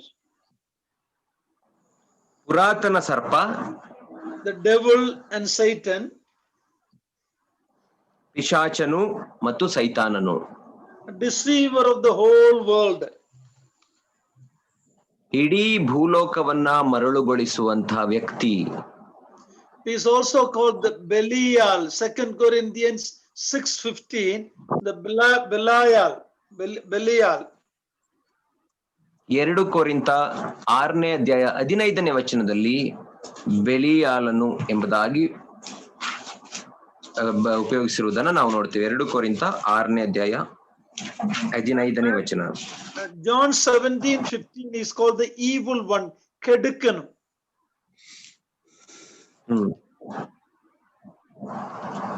ಯೋಹಾನ್ನ ಸುವಾರ್ತೆ 16ನೇ ಅಧ್ಯಾಯದಲ್ಲಿ ನಾವು ನೋಡುವಾಗ ಆತನ 15ನೇ ವಚನದಲ್ಲಿ ನಾವು ನೋಡುವಾಗ ಕೆಡುಕನು ಎಂಬುದಾಗಿ ಆತನನ್ನು ಸಂಬೋಧಿಸಿದ್ದಾರೆ. Matthew 12:24 calls him Beelzebub 7 times. Only in the Gospels he is called the prince of the demons. ಮತ್ತಾಯನ ಸುವಾರ್ತೆ 12ನೇ ಅಧ್ಯಾಯದಲ್ಲಿ ನಾವು ನೋಡುವಾಗ ಆತನ 24ನೇ ವಚನ, 12ನೇ ಅಧ್ಯಾಯ ಮತ್ತಾಯ 24ನೇ ವಚನದಲ್ಲಿ ನಾವು ನೋಡುವಾಗ ಆತನನ್ನ ಬೆಲ್ಜೆಬೂಲನು ಅಥವಾ ದೆವ್ವಗಳ ಒಡೆಯನು ಎಂಬುದಾಗಿ ಕರೆದಿರುವುದನ್ನ ನಾವು ನೋಡುತ್ತೇವೆ. So who is this person? We need to have a good understanding about God's enemy and our enemy. ಹಾಗಾದರೆ ಈ ವ್ಯಕ್ತಿ ಯಾರಾಗಿದ್ದಾನೆ? ದೇವರ ವಿರೋಧಿ ಮತ್ತು ನಮ್ಮ ವಿರೋಧಿಯಾದಂತ ಈ ವ್ಯಕ್ತಿಯ ಕುರಿತಾಗಿ ಸರಿಯಾದಂತ ತಿಳುವಳಿಕೆಯನ್ನ ನಾವು ಹೊಂದಿದವರಾಗಿರಬೇಕು. This mighty angel appears in the Bible with prominence, important and power, second only to the Godhead of the triune God. ಈ ಒಂದು ದೇವದೂತನು ಸತ್ಯವೇದದಲ್ಲಿ ಆತನ ಶಕ್ತಿ ಮತ್ತು ಸಾಮರ್ಥ್ಯದ ಕುರಿತಾಗಿ ಸಂಬೋಧಿಸುವಾಗ ಆತನ ಶಕ್ತಿ ಸಾಮರ್ಥ್ಯಗಳು ತ್ರಯೇಕ ದೇವರ ಸಾಮರ್ಥ್ಯಕ್ಕಿಂತ ಸ್ವಲ್ಪ ಕೆಳಗೆ ತೋರಿಸಲ್ಪಟ್ಟಿರುವುದನ್ನು ನಾವು ನೋಡುತ್ತೇವೆ. He is mentioned only after the power of the triune God. ಅದು ಬಿಟ್ಟರೆ he is the most powerful person we see in the word of God. ದೇವರ ವಾಕ್ಯದಲ್ಲಿ ನಾವು ಓದುವಾಗ ತ್ರಯೇಕ ದೇವರನ್ನ ಬಿಟ್ಟರೆ ನಂತರ ಇರುವಂತಹ ಶಕ್ತಿ ಸಾಮರ್ಥ್ಯಗಳು ಸೈತಾನನಿಗೆ ಮಾತ್ರ. The scripture is the only place where we can know about this person, Satan or devil. ದೇವರ ವಾಕ್ಯವು ಮಾತ್ರ ನಾವು ಈ ವ್ಯಕ್ತಿಯಾದಂತಹ ವಿರೋಧಿಯಾದಂತಹ ಸೈತಾನನ ಕುರಿತಾಗಿ ತಿಳಿದುಕೊಳ್ಳಬಹುದಾದಂತಹ ಒಂದು ಪುಸ್ತಕವಾಗಿದೆ. unbelievers have lot of wrong notion about Satan. ಅವಿಶ್ವಾಸಿಗಳು ಸೈತಾನನ ಕುರಿತಾಗಿ ತಪ್ಪಾದಂತ ಅನೇಕ ಅಭಿಪ್ರಾಯಗಳನ್ನು ಅವರು ಹೊಂದಿದವರಾಗಿದ್ದಾರೆ. This importance given to this angel is distinct from all other angels. ಈ ಒಂದು ದೇವದೂತನಿಗೆ, ಸೈತಾನನೆಂಬ ದೇವದೂತನಿಗೆ ಕೊಡಲ್ಪಟ್ಟಿರುವಂತಹ ಪ್ರಾಧಾನ್ಯತೆಯು ಅದು ಮಿಕ್ಕ ಎಲ್ಲ ದೇವದೂತರುಗಳಿಗಿಂತ ಹೆಚ್ಚಿನ ಪ್ರಾಧಾನ್ಯತೆ ಎಂಬುದಾಗಿ ನಾವು ನೋಡುತ್ತೇವೆ. His motives, ಆತನ ಉದ್ದೇಶಗಳು, his methods, ಆತನ ಕಾರ್ಯಗಳು, his character is described in the scripture. ಆತನ ಆ ಒಂದು ಗುಣ ಸ್ವಭಾವಗಳು ಸತ್ಯವೇದದಲ್ಲಿ ವರ್ಣಿಸಲ್ಪಟ್ಟಿವೆ. He is the originator of sin. ಆತನೇ ಪಾಪವು ಹುಟ್ಟಲಿಕ್ಕೆ ಕಾರಣನು. He is the promoter of it. ಆತನೇ ಪಾಪವನ್ನು ಪ್ರೋತ್ಸಾಹಿಸುವಂತಹ ವ್ಯಕ್ತಿ. In the angelic and human sphere, ದೇವದೂತರ ಮತ್ತು ಮನುಷ್ಯರ ಸುತ್ತಲೂ ಇರುವಂತಹ ಆ ಒಂದು ಪ್ರಪಂಚದಲ್ಲಿ ಪಾಪವನ್ನು ಪ್ರೇರೇಪಿಸುವಂತ ವ್ಯಕ್ತಿ ಅಂದರೆ ಸೈತಾನನೇ. He is the opponent of the things of God. ಆತನು ದೇವರ ಕಾರ್ಯಗಳಿಗೆ ವಿರೋಧವನ್ನು ವ್ಯಕ್ತಪಡಿಸುವಂತಹ ವ್ಯಕ್ತಿ. How many of us can say we are not ignorant of his devices, as we read in 2 Corinthians 2:11? ನಾವು 2 ಕೊರಿಂಥ 2ನೇ ಅಧ್ಯಾಯ 11ನೇ ವಚನದಲ್ಲಿ ಓದಿಕೊಂಡ ಹಾಗೆ ನಮ್ಮಲ್ಲಿ ಎಷ್ಟು ಮಂದಿ ನಾವು ಸೈತಾನನ ಆ ಯೋಜನೆಗಳನ್ನ ಅರಿಯದವರಾಗಿಲ್ಲ ಎಂಬುದಾಗಿ ಹೇಳಲಿಕ್ಕೆ ಸಾಧ್ಯ? He deceives the whole world, we are told in the word of God. ಸತ್ಯವೇದವು ನಮಗೆ ಹೇಳುತ್ತದೆ ಆತನು ಇಡೀ ಲೋಕವನ್ನೇ ಮರಳುಗೊಳಿಸುತ್ತಾನೆ ಎಂಬುದಾಗಿ. Yet many people in the world don't believe that there is a Satan, real Satan. ಆದರೂ ಈ ಲೋಕದಲ್ಲಿ ಅನೇಕ ಜನರು ಸೈತಾನನೆಂಬಂತಹ ನಿಜವಾದಂತಹ ಸೈತಾನನು ಎಂಬಂತಹ ವ್ಯಕ್ತಿ ಇದ್ದಾನೆ ಎಂಬುದಾಗಿ ನಂಬುವುದಿಲ್ಲ. If you are uninformed about him, you can become a prey to the power of Satan. ನೀವು ಸೈತಾನನ ಕುರಿತಾಗಿ ಜ್ಞಾನವನ್ನ ಹೊಂದದವರಾದರೆ ಆತನಿಗೆ ನೀವು ಬಲಿಪಶುವಾಗಬಲಿಕ್ಕೆ ಸಾಧ್ಯ. When Jesus Christ was in the world, there was a group among Israel called the Sadducees, Sadducaeru. They did not believe in the existence of angels. ಯೇಸು ಕ್ರಿಸ್ತನು ಭೂಮಿಯ ಮೇಲೆ ಇದ್ದಾಗ ಇಸ್ರಾಯೇಲರಲ್ಲಿ ಒಂದು ಪಂಗಡವಿತ್ತು, ಅದರ ಹೆಸರು ಸದ್ದುಕಾಯರು ಎಂಬುದಾಗಿ. ಅವರು ದೇವದೂತರ ಅಸ್ತಿತ್ವವನ್ನ ನಂಬದಂತ ವ್ಯಕ್ತಿಗಳು. It's very interesting because the high priest was the Sadducees. The high priesthood came from that group. ಈ ಒಂದು ವಿಷಯ ನಮಗೆ ಅತ್ಯಂತ ಸ್ವಾರಸ್ಯಕರವಾಗಿದೆ. ಅದೇನೆಂದರೆ ಮಹಾಯಾಜಕನು ಕೂಡ ಅವನು ಸದ್ದುಕಾಯರಿಂದಲೇ ಆರಿಸಲ್ಪಡುವಂತ ವ್ಯಕ್ತಿಯಾಗಿದ್ದನು. Today we may not have Sadducees among us, but many people think that Satan is only a metaphorical character. Andre ಒಂದು ಅಲಂಕಾರಕರವಾದ ಅಲಂಕಾರ ರೂಪ is not real, many people think. ನಮ್ಮ ಮಧ್ಯದಲ್ಲಿ ಈ ದಿನ ಸದ್ದುಕಾಯರು ಯಾರು ಇಲ್ಲದೆ ಹೋದರೂ ಕೂಡ ಅನೇಕರು ಸೈತಾನನು ಎಂಬಂತಹ ವ್ಯಕ್ತಿಯ ಕುರಿತಾಗಿ ಆತನು ಕೇವಲ ಅಲಂಕಾರಿಕವಾಗಿ ಅಥವಾ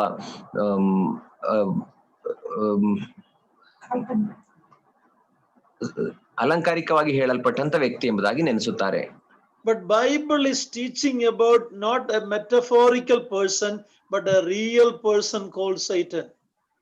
ಆದರೆ ಸತ್ಯವೇದವು ಹೀಗೆ ಉಪಮಾನವಾಗಿ ಉಪಯೋಗಿಸಲ್ಪಟ್ಟಂತಹ ಯಾವುದೋ ಕಾಲ್ಪನಿಕ ವ್ಯಕ್ತಿಯ ಕುರಿತಾಗಿ ಮಾತನಾಡುವುದಿಲ್ಲ, ಬದಲಾಗಿ ನಿಜವಾದಂತ ವ್ಯಕ್ತಿಯಾದಂತ ಸೈತಾನನ ಕುರಿತಾಗಿ ಮಾತನಾಡುತ್ತದೆ.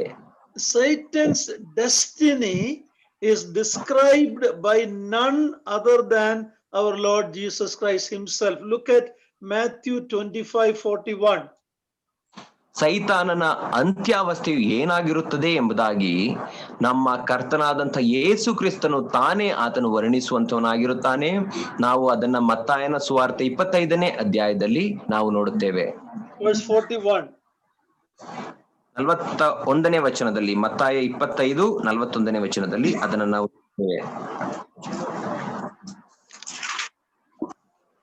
ನಿಮಗೆ ಸತ್ಯವಾಗಿ ಹೇಳುತ್ತೇನೆ ಅನ್ನುವನು. ಆಮೇಲೆ ಆತನು ಎಡಗಡೆಯಲ್ಲಿರುವವರಿಗೆ, ಶಾಪಗ್ರಸ್ತರೇ, ನನ್ನನ್ನು ಬಿಟ್ಟು ಪಿಶಾಚನಿಗೂ ಅವನ ದೂತರಿಗೂ ಸಿದ್ಧ ಮಾಡಿರುವ ನಿತ್ಯ ಬೆಂಕಿಯೊಳಕ್ಕೆ ಹೋಗಿರಿ. So the Lord Jesus is the one. He was not talking about a metaphorical character. He was talking about a real person and his final destiny. ಯೇಸು ಕ್ರಿಸ್ತನು ಇಲ್ಲಿ ಮಾತನಾಡುತ್ತಿರುವಂತಹ ವ್ಯಕ್ತಿ ಆತನು ಯಾವುದೋ ಒಬ್ಬ ಕಾಲ್ಪನಿಕ ಅಥವಾ ಉಪಮಾನವಾದಂಥ ವ್ಯಕ್ತಿಯಲ್ಲ, ಬದಲಾಗಿ ನಿಜವಾದಂತಹ ವ್ಯಕ್ತಿಯ ಕುರಿತಾಗಿ ಸ್ವಾಮಿ ಮಾತನಾಡುವಂತವನಾಗಿದ್ದಾನೆ. The essential wickedness of this being cannot be fully understood by our finite mind. ವ್ಯಕ್ತಿಯ ಆ ಒಂದು ದುರ ಅಭಿಪ್ರಾಯಗಳು ಅಥವಾ ದುಷ್ಕೃತ್ಯಗಳನ್ನ ನಾವು ಮಾನುಷ ಜ್ಞಾನದಿಂದ ತಿಳಿದುಕೊಳ್ಳಲಿಕ್ಕೆ ಸಾಧ್ಯವಿಲ್ಲ. He has gross deception. ಮರಳು ಮಾಡುವವನು. Okay, Jesus told some of the Jews, you are of your father the devil. John 8:44.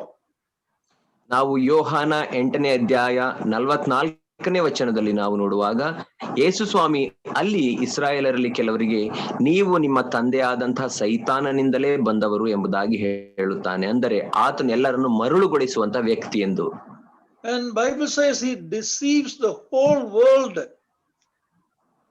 ಸತ್ಯವೇದವು ಹೇಳುತ್ತದೆ ಆತನು ಇಡೀ ಲೋಕವನ್ನ ಮರಳುಗೊಳಿಸುವವನು ಎಂಬುದಾಗಿ.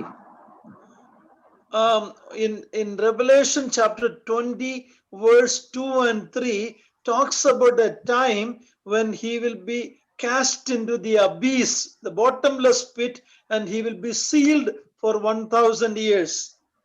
ನಾವು ಪ್ರಕಟಣೆಯ ಗ್ರಂಥ 20ನೇ ಅಧ್ಯಾಯ 2-3 ವಚನಗಳಲ್ಲಿ ನಾವು ನೋಡುವಾಗ ಒಂದು ಕಾಲವು ಬರುತ್ತದೆ, ಆ ಕಾಲದಲ್ಲಿ ಸೈತಾನನು ಆ ಒಂದು ಪಾತಾಳ ಅಥವಾ ತಳವಿಲ್ಲದ ಆ ಒಂದು ಬಾವಿಯಲ್ಲಿ ಆತನು ಕೂಡಿ ಹಾಕಲ್ಪಡುವಂತದನ್ನ ನಾವು ನೋಡುತ್ತೇವೆ 1000 ವರ್ಷಗಳ ಕಾಲ.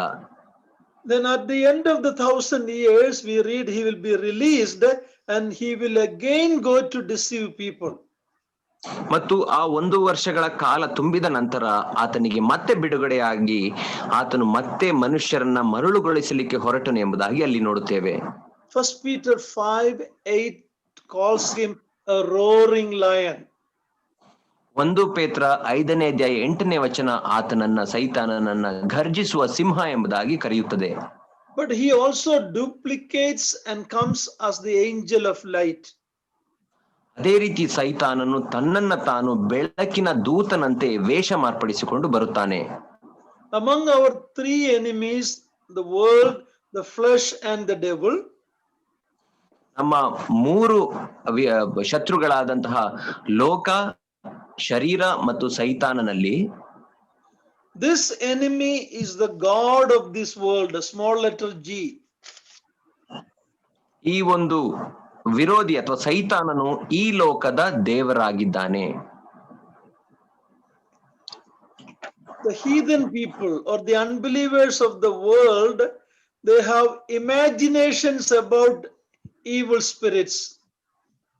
ಈ ಲೋಕದ ಜನರು ಅಥವಾ ಅವಿಶ್ವಾಸಿಗಳಿಗೆ ಆ ದುರಾತ್ಮಗಳ ಕುರಿತಾಗಿ ಕೆಲವು ಕಾಲ್ಪನಿಕ ಯೋಚನೆಗಳಿವೆ.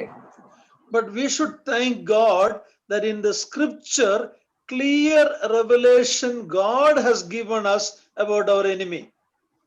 ಆದರೆ ನಾವು ದೇವರಿಗೆ ಸ್ತೋತ್ರವನ್ನು ಸಲ್ಲಿಸಬೇಕು, ಯಾಕಂದರೆ ಆತನ ವಚನದಲ್ಲಿ ಸತ್ಯವೇದದಲ್ಲಿ ಆ ವ್ಯಕ್ತಿಯ ಕುರಿತಾಗಿ ನಮಗೆ ಸಂಪೂರ್ಣವಾದಂತ ಮಾಹಿತಿಯು ಸಿಕ್ಕುವಂತದಾಗಿದೆ. In Genesis chapter 1 verse 2, some Bible believers believe that there was a fall of Satan mentioned in Genesis 1:2. ಕೆಲವು ಸತ್ಯವೇದ ನಂಬುವಂತಹ ವಿಶ್ವಾಸಿಗಳು ಹೇಳುವ ಪ್ರಕಾರ ಆದಿಕಾಂಡ 1ನೇ ಅಧ್ಯಾಯ 2ನೇ ವಚನದಲ್ಲಿ ಸೈತಾನನ ಬಿದ್ದು ಹೋಗುವಿಕೆಯೂ ಕೊಡಲ್ಪಟ್ಟಿದೆ ಎಂಬುದಾಗಿ ಅವರು ನೆನೆಸುತ್ತಾರೆ. They talk about the gap theory between Genesis 1:1 and 2. ಅಲ್ಲಿ ಅವರು ಹೇಳುವಂತದ್ದು ಆದಿಕಾಂಡ 1ನೇ ಅಧ್ಯಾಯ 1ನೇ ವಚನಕ್ಕೂ ಮತ್ತು 1ನೇ ಅಧ್ಯಾಯ 2ನೇ ವಚನಕ್ಕೂ ಮಧ್ಯದಲ್ಲಿ ಅಂತರವಿದೆ ಎಂಬುದಾಗಿ ಅಂತರದ ಸಿದ್ಧಾಂತವನ್ನ ಹೇಳುತ್ತಾರೆ. If you have a Dake's Bible, there's an English Bible called Dake's Bible. It teaches that because Satan fell, the then world was destroyed and God created a new world. ನಾವು ಇಂಗ್ಲಿಷ್ ನಲ್ಲಿ ಡೇಕ್ Bible ಎಂಬುದಾಗಿ ಸಿಕ್ಕುವಂತದ್ದಾಗಿರುತ್ತದೆ.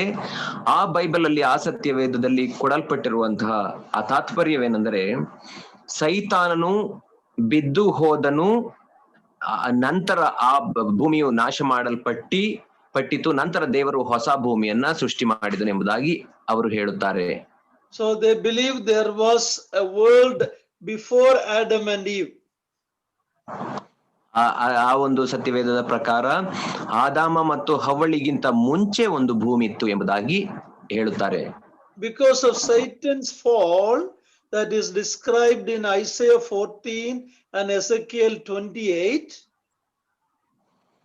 ಸೈತಾನನ ಬಿದ್ದು ಹೋಗುವಿಕೆಯ ಕಾರಣದಿಂದಾಗಿ ನಾವು ಯೆಶಾಯ 14ನೇ ಅಧ್ಯಾಯ ಮತ್ತು ಯೆಹೆಜ್ಕೇಲ 28ನೇ ಅಧ್ಯಾಯಗಳಲ್ಲಿ ನೋಡುವ ಪ್ರಕಾರ, they believe there was a world and it was destroyed and God created a new world. ಅವರು ಹೇಳುತ್ತಾರೆ, ದೇವರು ಸೃಷ್ಟಿ ಮಾಡುವುದಕ್ಕಿಂತ ಮುಂಚೆ ಇನ್ನೊಂದು ಸೃಷ್ಟಿ ಇತ್ತು, ಆ ಭೂಮಿಯು ಸೈತಾನನ ಬೀಳುವಿಕೆಯಿಂದ ನಾಶವಾಗಿ ಹೋಯಿತು, ನಂತರ ದೇವರು ಮತ್ತೊಂದು ಭೂಮಿ ಆಕಾಶಗಳನ್ನು ನಿರ್ಮಿಸಿದನು ಎಂಬುದಾಗಿ ಹೇಳುತ್ತಾರೆ.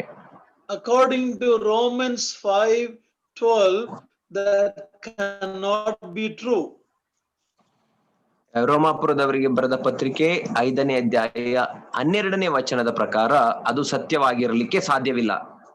Because Bible says through one man, that is Adam, sin came into the world. Because of that sin, death came into the world. ಯಾಕೆಂದರೆ ಅಲ್ಲಿ ನಾವು ನೋಡುವಾಗ ಒಬ್ಬನೇ ವ್ಯಕ್ತಿಯಾದಂತಹ ಆದಾಮನಿಂದ ಪಾಪವು ಭೂಮಿಯನ್ನ ಪ್ರವೇಶಿಸಿತು, ಆ ಪಾಪದ ನಿಮಿತ್ತವಾಗಿ ಮರಣವು ಬಂತು ಎಂಬುದಾಗಿ ಅಲ್ಲಿ ನೋಡುತ್ತೇವೆ. But the people who believe in the gap theory believe that there was an earlier world, it was destroyed. That means death was there before Adam. But the Bible says very opposite. ಆದ್ದರಿಂದ ಈ ಒಂದು ಅಂತರಶಾಸ್ತ್ರವನ್ನು ನಂಬುವವರ ಪ್ರಕಾರ ಹಳೆಯ ಭೂಮಿ ಇತ್ತು, ಅಂದರೆ ಅರ್ಥ ಮರಣವು ಮೊದಲೇ ಇತ್ತು ಎಂಬುದಾಗಿ ಅವರು ಬೋಧಿಸುತ್ತಾರೆ. ಆದರೆ ಸತ್ಯವೇದವು ಅದನ್ನ ವಿರೋಧಿಸುವಂತದ್ದಾಗಿದೆ. I am not trying to confuse you, but these are some of the beliefs that are there among the so-called Christians. ನಾನು ನಿಮ್ಮನ್ನ ಗಲಿಬಿಲಿಗೊಳಿಸಲಿಕ್ಕೆ ಪ್ರಯತ್ನಿಸುತ್ತಿಲ್ಲ, ಆದರೆ ಕೆಲವು ಸತ್ಯವೇದವನ್ನ ನಂಬುವ ವಿಶ್ವಾಸಿಗಳ ಮಧ್ಯದಲ್ಲಿ ಇರುವಂತಹ ಕೆಲವು ನಂಬಿಕೆಗಳ ಕುರಿತಾಗಿ ಇಲ್ಲಿ ಮಾತನಾಡುತ್ತಿದ್ದೇನೆ. Now, when we look at religions like Hinduism, Zoroastrianism, all these religions, ನಾವು ನಮ್ಮ ಮಧ್ಯದಲ್ಲಿರುವಂತಹ ಬೇರೆ ಧರ್ಮಗಳ ಕುರಿತಾಗಿ, ಹಿಂದೂ ಧರ್ಮ ಮತ್ತು ಸೌರಾಷ್ಟ್ರ ಧರ್ಮ, ಈ ಒಂದು ಧರ್ಮಗಳನ್ನ ಕುರಿತಾಗಿ ನೋಡುವಾಗ, they believe that God and evil always existed. ಅವರು ನಂಬುತ್ತಾರೆ ದೇವರು ಮತ್ತು ದೇವರ ವಿರೋಧಿ ಸೈತಾನನು ಯಾವಾಗಲೂ ಇದ್ದರು ಎಂಬುದಾಗಿ ಅವರು ನೆನೆಸುತ್ತಾರೆ. Good and bad, they say good and evil always existed. It is two equal and opposite forces. ಅವರು ನೆನೆಸುತ್ತಾರೆ ಒಳ್ಳೆಯದು ಮತ್ತು ಕೆಟ್ಟದ್ದು ಅದು ಭೂಮಿಯ ಮೇಲೆ ಯಾವಾಗಲಿಂದಲೂ ಇದೆ, ಅವೆರಡು ತದ್ವಿರುದ್ಧವಾದಂತಹ ಶಕ್ತಿಗಳು ಎಂಬುದಾಗಿ ಅವರು ಹೇಳುತ್ತಾರೆ. But Bible doesn't teach that. ಆದರೆ ಸತ್ಯವೇದವು ಅದನ್ನ ಎಂದಿಗೂ ಬೋಧಿಸುವುದಿಲ್ಲ. Bible says that evil had its beginning. ಸತ್ಯವೇದವು ಬೋಧಿಸುವ ಪ್ರಕಾರ ಸೈತಾನನಿಗೆ ಆದಿಯು ಇದೆ ಎಂಬುದಾಗಿ ಕೆಟ್ಟತನಕ್ಕೆ there was a beginning. ಕೆಟ್ಟತನಕ್ಕೆ ಆದಿ ಇದೆ ಎಂಬುದಾಗಿ ನಾವು ನೋಡುತ್ತೇವೆ. And also Bible says that it will come to an end one day. ಅದೇ ರೀತಿ ಸತ್ಯವೇದವು ಬೋಧಿಸುತ್ತದೆ ಆ ಕೆಟ್ಟದ್ದು ಒಂದು ದಿನ ಅದು ಅಂತ್ಯಗೊಳ್ಳುತ್ತದೆ ಎಂಬುದಾಗಿ. God will put an end by judging evil. ದೇವರು ಆ ಕೆಟ್ಟದ್ದನ್ನ ನ್ಯಾಯ ತೀರ್ಪುಗೊಳಿಸುವುದರ ಮೂಲಕ ಅದನ್ನು ಅಂತ್ಯಗೊಳಿಸುತ್ತಾನೆ. If you look at the Bible in the 66 books, ನೀವು ಸತ್ಯವೇದದಲ್ಲಿರುವಂತಹ 66 ಪುಸ್ತಕಗಳನ್ನು ನೋಡುವಾಗ the first 2 chapters of Genesis talks about a time when sin was not in this world. ಆದಿಕಾಂಡದ ಮೊದಲ 2 ಅಧ್ಯಾಯಗಳು ಈ ಭೂಮಿಯ ಮೇಲೆ ಪಾಪವು ಇಲ್ಲದಿರುವಾಗ ಯಾವ ರೀತಿ ಇತ್ತು ಎಂಬುದಾಗಿ ಅಲ್ಲಿ ನಾವು ನೋಡುತ್ತೇವೆ. And the last 2 chapters of the Bible, Revelation 21 and 22, talks about a time when God will judge evil and put it away in its right place, the lake of fire. ಮತ್ತು ಸತ್ಯವೇದದ ಕೊನೆ ಪುಸ್ತಕವಾದಂತಹ ಪ್ರಕಟಣೆಯ 21 ಮತ್ತು 22ನೇ ಅಧ್ಯಾಯಗಳಲ್ಲಿ ನಾವು ನೋಡುವಾಗ ಈ ಕೆಟ್ಟದ್ದಕ್ಕೆ ಒಂದು ಅಂತ್ಯವು ಬರುವಂತದ್ದಾಗಿರುತ್ತದೆ. ಆಗ ದೇವರು ಆ ಕೆಟ್ಟದ್ದಕ್ಕೆ ತಕ್ಕ ಸ್ಥಳವಾದಂತಹ ಬೆಂಕಿ ಗಂಧಕಗಳುರಿಯುವ ಕೆರೆಯಲ್ಲಿ ಅದನ್ನ ಹಾಕಿ ನಾಶ ಮಾಡುತ್ತಾನೆ ಎಂಬುದಾಗಿ ನೋಡುತ್ತೇವೆ. So from Genesis chapter 3 to Revelation 20, it's a struggle of man because of the presence of evil. ಈ ಒಂದು ಆದಿಕಾಂಡ 3ನೇ ಅಧ್ಯಾಯದಿಂದ ಹಿಡಿದು ಪ್ರಕಟಣೆಯ 20ನೇ ಅಧ್ಯಾಯದವರೆಗೂ ನಾವು ನೋಡುವಾಗ ಅದು ಸೈತಾನನ ವಿರುದ್ಧವಾಗಿ ಮತ್ತು ಕೆಟ್ಟದ್ದಕ್ಕೆ ಮತ್ತು ಪಾಪಕ್ಕೆ ವಿರುದ್ಧವಾಗಿ ಸೈತಾನನ ಹೋರಾಟವನ್ನು ನಾವು ನೋಡುತ್ತೇವೆ. God permitted it. God is not the author of evil. ದೇವರು ಆ ಒಂದು ಕೆಟ್ಟದ್ದಕ್ಕೆ ಆತನು ಕಾರಣವಲ್ಲ, ಆದರೂ ಆ ಕೆಟ್ಟದ್ದನ್ನ ಆತನು ಈ ಭೂಮಿಯ ಮೇಲೆ ಅನುಮತಿಸಿದನು. Even Satan cannot do anything without God's permission. We should understand that as we study from the book of Job.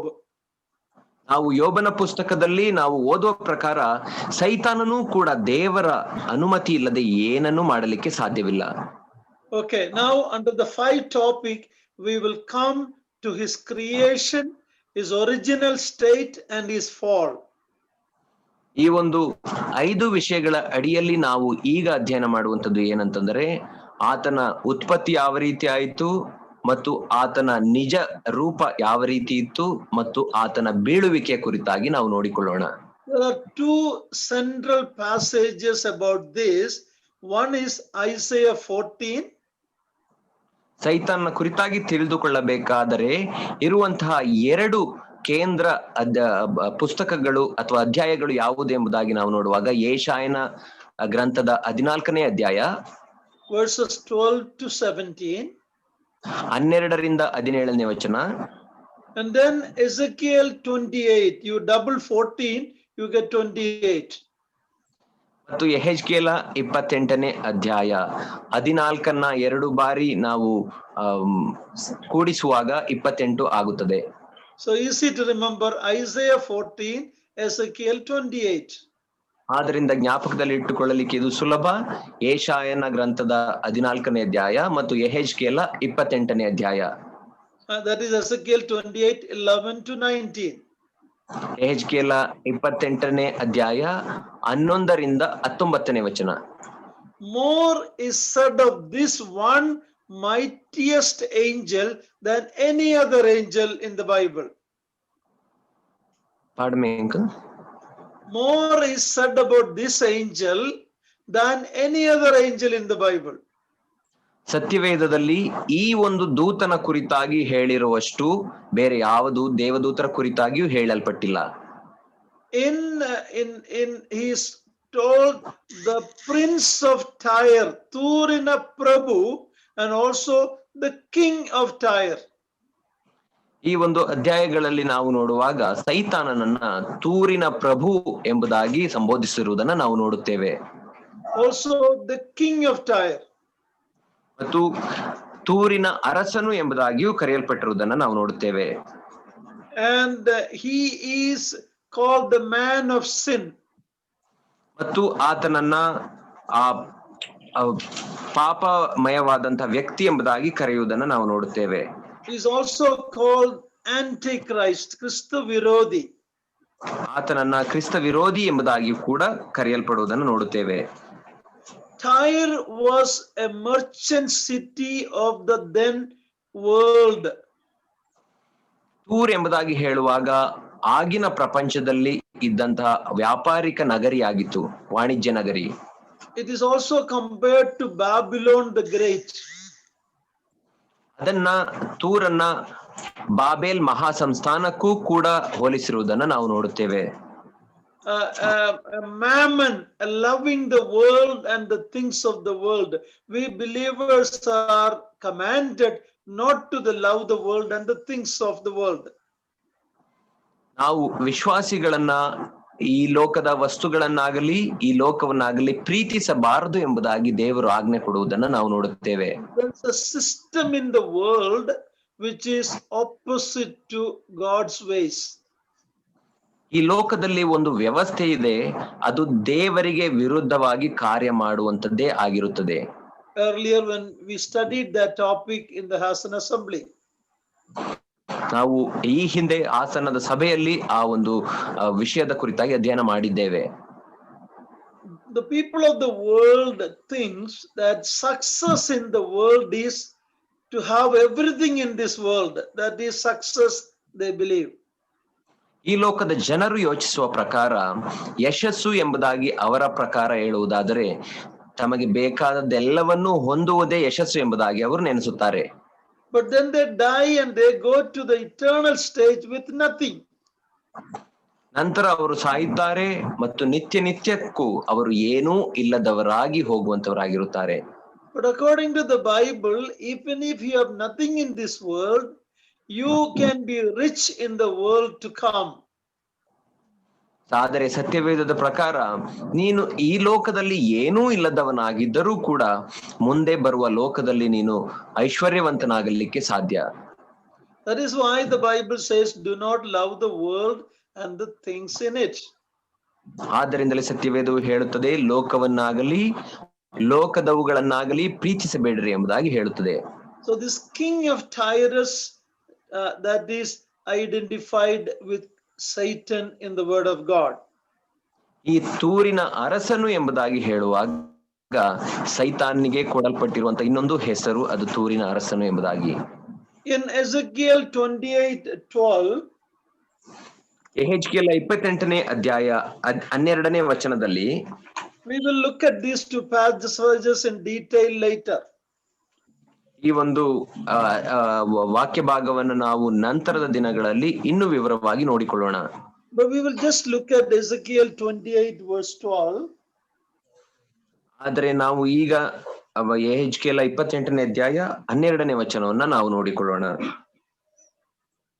ಯೆಹೋವನು ಇನ್ನೊಂದು ವಾಕ್ಯವನ್ನು ನನಗೆ ದಯಪಾಲಿಸಿದನು, ನರಪುತ್ರನೇ, ನೀನು ತೂರಿನ ಅರಸನ ವಿಷಯದಲ್ಲಿ ಶೋಕ ಗೀತವನ್ನೆತ್ತು ಅವನಿಗೆ ಹೀಗೆ ನುಡಿ, ಕರ್ತನಾದ ಯೆಹೋವನು ಇಂತೆನ್ನುತ್ತಾನೆ, ನೀನು ಸರ್ವ ಸುಲಕ್ಷಣ ಶಿರೋಮಣಿ, ಪೂರ್ಣ ಜ್ಞಾನಿ, ಪರಿಪೂರ್ಣ ಸುಂದರ.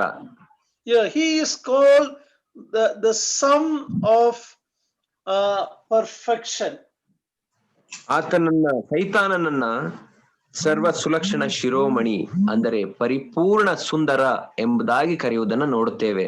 Full of wisdom, ಜ್ಞಾನದಿಂದ ತುಂಬಿದವನಾಗಿದ್ದನು, perfect in beauty, ಸೌಂದರ್ಯದಲ್ಲಿ ಪರಿಪೂರ್ಣನು. This name cannot go to any fallen man. ಈ ಒಂದು ಹೆಸರು ಬಿದ್ದು ಹೋದಂತ ಯಾವ ವ್ಯಕ್ತಿಗೂ ಕರೆಯಲಿಕ್ಕೆ ಸಾಧ್ಯವಿಲ್ಲ. His splendor and his beauty is given in this passage. ಆತನ ಸೌಂದರ್ಯ ಮತ್ತು ಆತನ ವೈಭವವನ್ನ ಈ ಒಂದು ವಾಕ್ಯ ಭಾಗದಲ್ಲಿ ನಾವು ನೋಡುತ್ತೇವೆ. The name serpent means the shining one. ಸರ್ಪ ಎಂಬುದಾಗಿ ಹೇಳುವಾಗ ಹೊಳೆಯುವಂತವನು ಎಂಬುದಾಗಿಯೂ ಕೂಡ ಅರ್ಥವಾಗುತ್ತದೆ. In the New Testament, we read in 2 Corinthians 11:14. Please read that. ನಾವು 2 ಕೊರಿಂಥ 11ನೇ ಅಧ್ಯಾಯ 14ನೇ ವಚನವನ್ನ ಹೊಸ ಒಡಂಬಡಿಕೆಯಲ್ಲಿ ನಾವು ನೋಡಿಕೊಳ್ಳುವಾಗ, 2 ಕೊರಿಂಥ 11ನೇ ಅಧ್ಯಾಯ 14ನೇ ವಚನ, ಇದೇನೂ ಆಶ್ಚರ್ಯವಲ್ಲ, ಸೈತಾನನು ತಾನೇ ಪ್ರಕಾಶ ರೂಪವುಳ್ಳ ದೇವದೂತನ ವೇಷವನ್ನು ಹಾಕಿಕೊಳ್ಳುವಾಗ.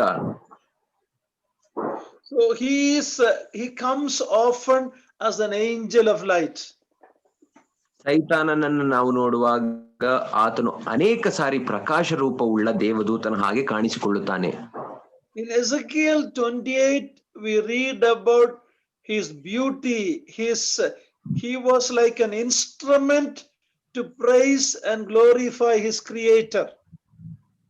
ನಾವು ಯೆಹೆಜ್ಕೇಲ 28ನೇ ಅಧ್ಯಾಯದಲ್ಲಿ ನಾವು ನೋಡುವಾಗ ಅವನ ಸೌಂದರ್ಯ ಮತ್ತು ಸಾಮರ್ಥ್ಯಗಳನ್ನ ನಾವು ನೋಡುತ್ತೇವೆ. ಅಲ್ಲಿ ಆತನು ಸೃಷ್ಟಿಕರ್ತನಾದಂತ ದೇವರನ್ನ ಆರಾಧಿಸಲಿಕ್ಕೆ ಮಾಡಲ್ಪಟ್ಟಂತಹ ಜೀವಿಯ ಹಾಗೆ ಕಾಣುತ್ತಾನೆ. So there we read that he was a created being. ಅಲ್ಲಿ ನಾವು ನೋಡುವಾಗ ಆತನು ಉಂಟು ಮಾಡಲ್ಪಟ್ಟಂತಹ ಒಬ್ಬ ಜೀವಿ ಎಂಬುದಾಗಿ ನೋಡುತ್ತೇವೆ. That makes him entirely different from the creator God. ಅದು ಆ ಸೈತಾನನನ್ನ ಸೃಷ್ಟಿಕರ್ತನಾದ ದೇವರಿಗಿಂತ ವಿಭಿನ್ನವಾಗಿ ಮಾಡುವಂತದ್ದಾಗಿದೆ. No matter how beautiful he was, how wise he was, we are reminded that he is a created being.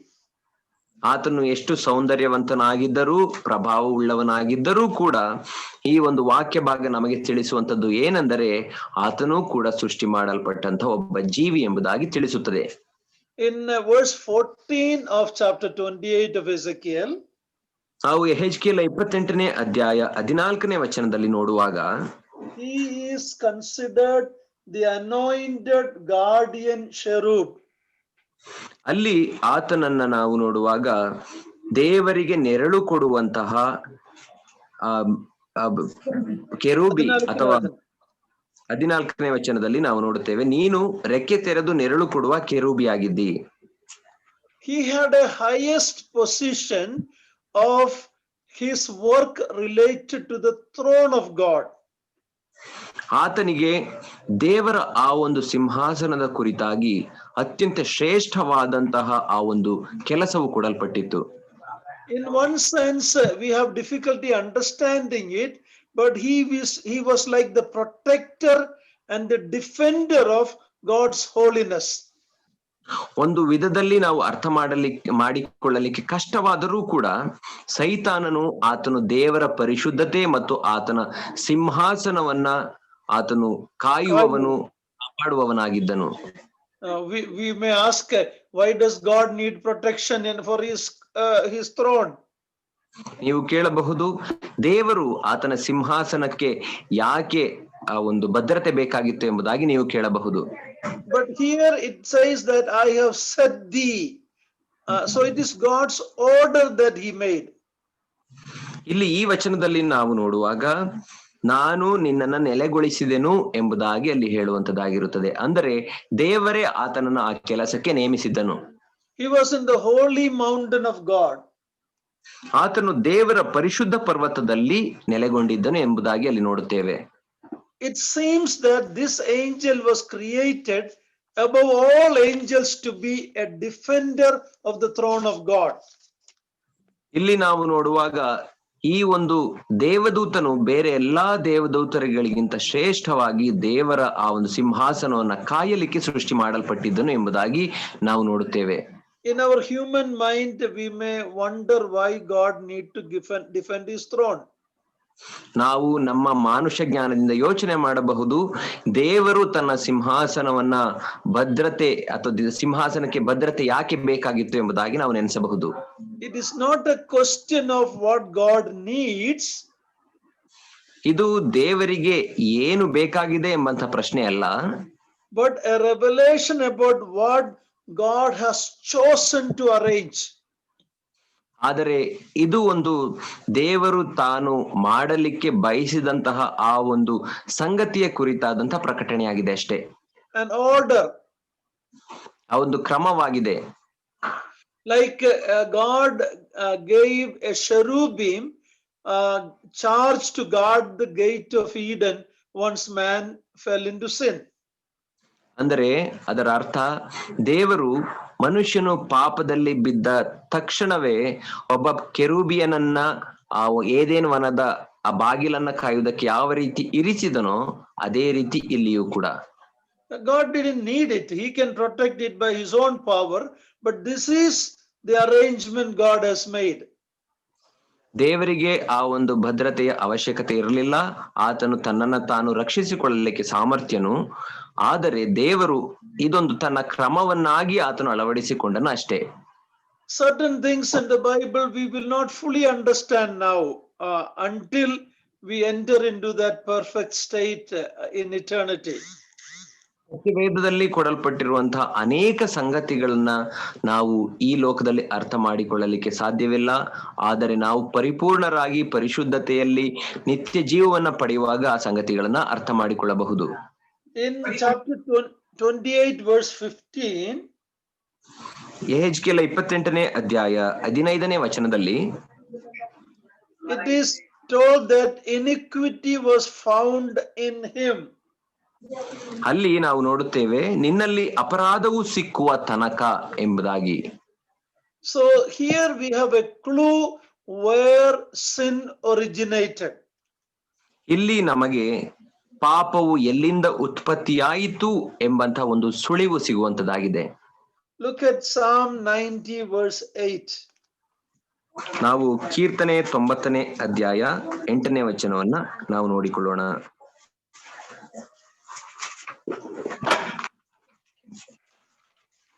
ಕೀರ್ತನೆ 98ನೇ ವಚನ, 98ನೇ ವಚನ.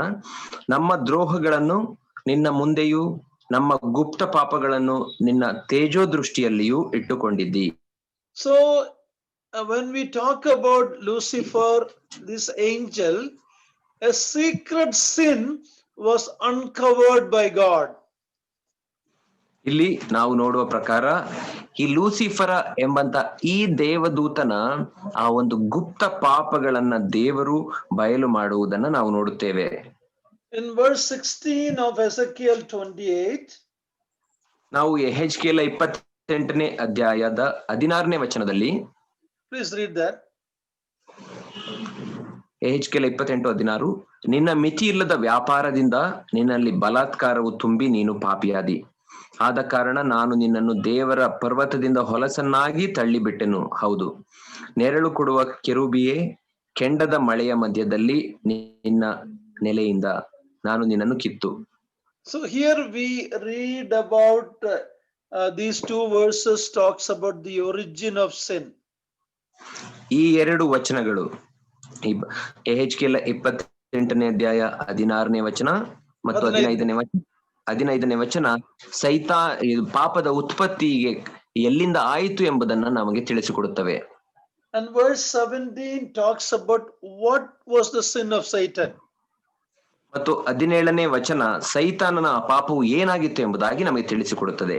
Your heart was proud because of your beauty. ಅಲ್ಲಿ ನಾವು ನೋಡುವಾಗ ನೀನು ನಿನ್ನ ಸೊಬಗಿನ ನಿಮಿತ್ತ ಉಬ್ಬಿದ ಮನಸ್ಸುಳ್ಳವನಾಗಿ. The self-centered nature of all sin is evident from this verse. ಸ್ವಾರ್ಥವುಳ್ಳಂತಹ ತಮ್ಮನ್ನೇ ಮಧ್ಯವಾಗಿ ಇಟ್ಟುಕೊಂಡು ಮಾಡುವಂತಹ ಎಲ್ಲ ಪಾಪಗಳ ಆ ಒಂದು ಪ್ರಾರಂಭ ಅಥವಾ ಮೂಲ ಇಲ್ಲಿ ನಮಗೆ ಸಿಗುವಂತದ್ದಾಗಿದೆ. Self is one of the greatest, pride is the greatest of sins. ಸ್ವಾರ್ಥತೆ ಅಥವಾ ಹೆಮ್ಮೆ ಎನ್ನುವಂಥದ್ದು ಅದು ಪಾಪಗಳಲ್ಲಿ ಒಂದು ಪ್ರಾಮುಖ್ಯವಾದಂತ ಪಾಪವಾಗಿದೆ. He was at the very throne of God, at the stone of fire we read. From there, he was in an exalted state. ನಾವು ಅಲ್ಲಿ ನೋಡುವಾಗ ಆತನು ದೇವರ ಸಿಂಹಾಸನಕ್ಕೆ ನೆರಳು ಕೊಡುವವನಾಗಿದ್ದನು ಮತ್ತು ಕೆಂಡದ ಮಳೆಗಳ ಮಧ್ಯದಲ್ಲಿ ವಿಹರಿಸುವಂತವನಾಗಿದ್ದನು ಮತ್ತು ಆತನಿಗೆ ಉನ್ನತವಾದಂತ ಸ್ಥಾನವನ್ನು ದೇವರು ಕೊಟ್ಟಿದ್ದರೂ ಸಹ. But in Revelation 20 we read he will be cast into the lake of fire. ಆದರೆ ಪ್ರಕಟಣೆ 20ನೇ ಅಧ್ಯಾಯದಲ್ಲಿ ನಾವು ನೋಡುವಾಗ ಆತನನ್ನ ಬೆಂಕಿ ಗಂಧಕಗಳ ಕೆರೆಗೆ ದೊಬ್ಬಲ್ಪಡುತ್ತಾನೆ ಎಂಬುದಾಗಿ ನೋಡುತ್ತೇವೆ. In other words, from the highest place he is going to go into the lowest place. ಇನ್ನೊಂದು ಮಾತಿನಲ್ಲಿ ಹೇಳುವುದಾದರೆ ಆತನು ದೇವರಿಂದ ಏರಿಸಲ್ಪಟ್ಟಂತ ಉನ್ನತ ಸ್ಥಾನದಿಂದ ಅತ್ಯಂತ ಕೆಳ ಸ್ಥಾನಕ್ಕೆ ಆತನು ದೊಬ್ಬಲ್ಪಡುತ್ತಾನೆ. You know, you and I may often wonder why there is no salvation for the Satan. ನನಗೆ ನಿಮಗೆ ಅನೇಕ ಸಂದರ್ಭಗಳಲ್ಲಿ ಪ್ರಶ್ನೆ ಮೂಡಬಹುದು, ಏನೆಂದರೆ ಸೈತಾನನಿಗೆ ಯಾಕೆ ರಕ್ಷಣೆ ಇಲ್ಲ ಎಂಬುದಾಗಿ. there was nothing more God could give Satan than being at the very presence of God and his throne. ದೇವರು ಸೈತಾನನಿಗೆ ತನ್ನ ಪ್ರಸನ್ನತೆಯಲ್ಲಿ ತನ್ನ ಸನ್ನಿಧಿಯಲ್ಲಿ ಇರುವಷ್ಟು ಸೌಭಾಗ್ಯವನ್ನ ಬಿಟ್ಟು ಅದಕ್ಕಿಂತ ಹೆಚ್ಚು ಕೊಡಲಿಕ್ಕೆ ಸಾಧ್ಯವಿರಲಿಲ್ಲ. But when you consider you and I, sinful human being who were so sinful, we were at the bottom, God saved us and lifted us and promoted us to a great privilege to be heir of God and join heirs with Christ. ಆದರೆ ನನ್ನ ನಿಮ್ಮ ಪರಿಸ್ಥಿತಿಗಳನ್ನು ನಾವು ಆಲೋಚಿಸುವಾಗ ನಾವು ಪಾಪದಲ್ಲಿ ಬಿದ್ದಂತವರು ಅತ್ಯಂತ ಕೆಳಗಿನ ಕೀಳಾದಂತಹ ಪರಿಸ್ಥಿತಿಯಲ್ಲಿ ಇದ್ದಂತವರನ್ನ ದೇವರು ಎತ್ತಿ ತನ್ನ ಕುಮಾರನ ಅಂತ ಯೇಸು ಕ್ರಿಸ್ತನೊಟ್ಟಿಗೆ ಕುಳ್ಳಿರಿಸುವುದರೊಟ್ಟಿಗೆ ನಮಗೆ ಶ್ರೇಷ್ಠವಾದಂತ ಸೌಭಾಗ್ಯವನ್ನ ನಮಗೆ ಅನುಗ್ರಹಿಸಿದ್ದಾನೆ. For Satan there was nothing more God could give him. ದೇವರು ಸೈತಾನನಿಗೆ ಕೊಡಬೇಕಾದದ್ದೆಲ್ಲವನ್ನು ಹೆಚ್ಚಾಗಿ ಕೊಟ್ಟಿದ್ದನ್ನು ಅದಕ್ಕಿಂತ ಹೆಚ್ಚು ಕೊಡಲಿಕ್ಕೆ ಸಾಧ್ಯವಿರಲಿಲ್ಲ. See, when you and I are in a privileged position, our responsibility is high. ಆದ್ದರಿಂದ ನಾನು ನೀವು ಉನ್ನತ ಸ್ಥಾನದಲ್ಲಿರುವಾಗ ನಮ್ಮ ಜವಾಬ್ದಾರಿಕೆಗಳು ಕೂಡ ಅದು ಹೆಚ್ಚಾಗಿರುವಂತದ್ದಾಗಿರುತ್ತದೆ. Okay, Ezekiel 28:18 and 9, we will read that. 28ನೇ ಅಧ್ಯಾಯ ಯೆಹೆಜ್ಕೇಲ 18 ಮತ್ತು 19ನೇ ವಚನ ನಾವು ಓದಿಕೊಳ್ಳೋಣ. ನಿನ್ನ ಅಪಾರವಾದ ಅಪರಾಧಗಳಿಂದಲೂ ಅನ್ಯಾಯವಾದ ವ್ಯಾಪಾರದಿಂದಲೂ ನಿನ್ನಲ್ಲಿನ ಪವಿತ್ರಾಲಯಗಳನ್ನು ಹೊಲಸು ಮಾಡಿದಿ. ಆದ ಕಾರಣ ನಾನು ನಿನ್ನೊಳಗಿಂದ ಬೆಂಕಿಯನ್ನು ಬರಮಾಡಿದೆನು, ಅದು ನಿನ್ನನ್ನು ನುಂಗಿತು. ನೋಡುವವರೆಲ್ಲರ ಕಣ್ಣೆದುರಿಗೆ ನಿನ್ನನ್ನು ಬೂದಿ ಮಾಡಿಬಿಟ್ಟೆನು. ಜನಾಂಗಗಳಲ್ಲಿ ನಿನ್ನನ್ನು ಬಲ್ಲವರೆಲ್ಲರೂ ನಿನ್ನ ಗತಿಗೆ ಬೆಚ್ಚಿ ಬೆರಗಾಗುವರು. ನೀನು ತೀರಾ ಧ್ವಂಸವಾಗಿ ಇನ್ನೆಂದಿಗೂ ಇಲ್ಲದಂತಾದಿ. These verses point out the immediate, future and final judgment of God upon this mighty angel.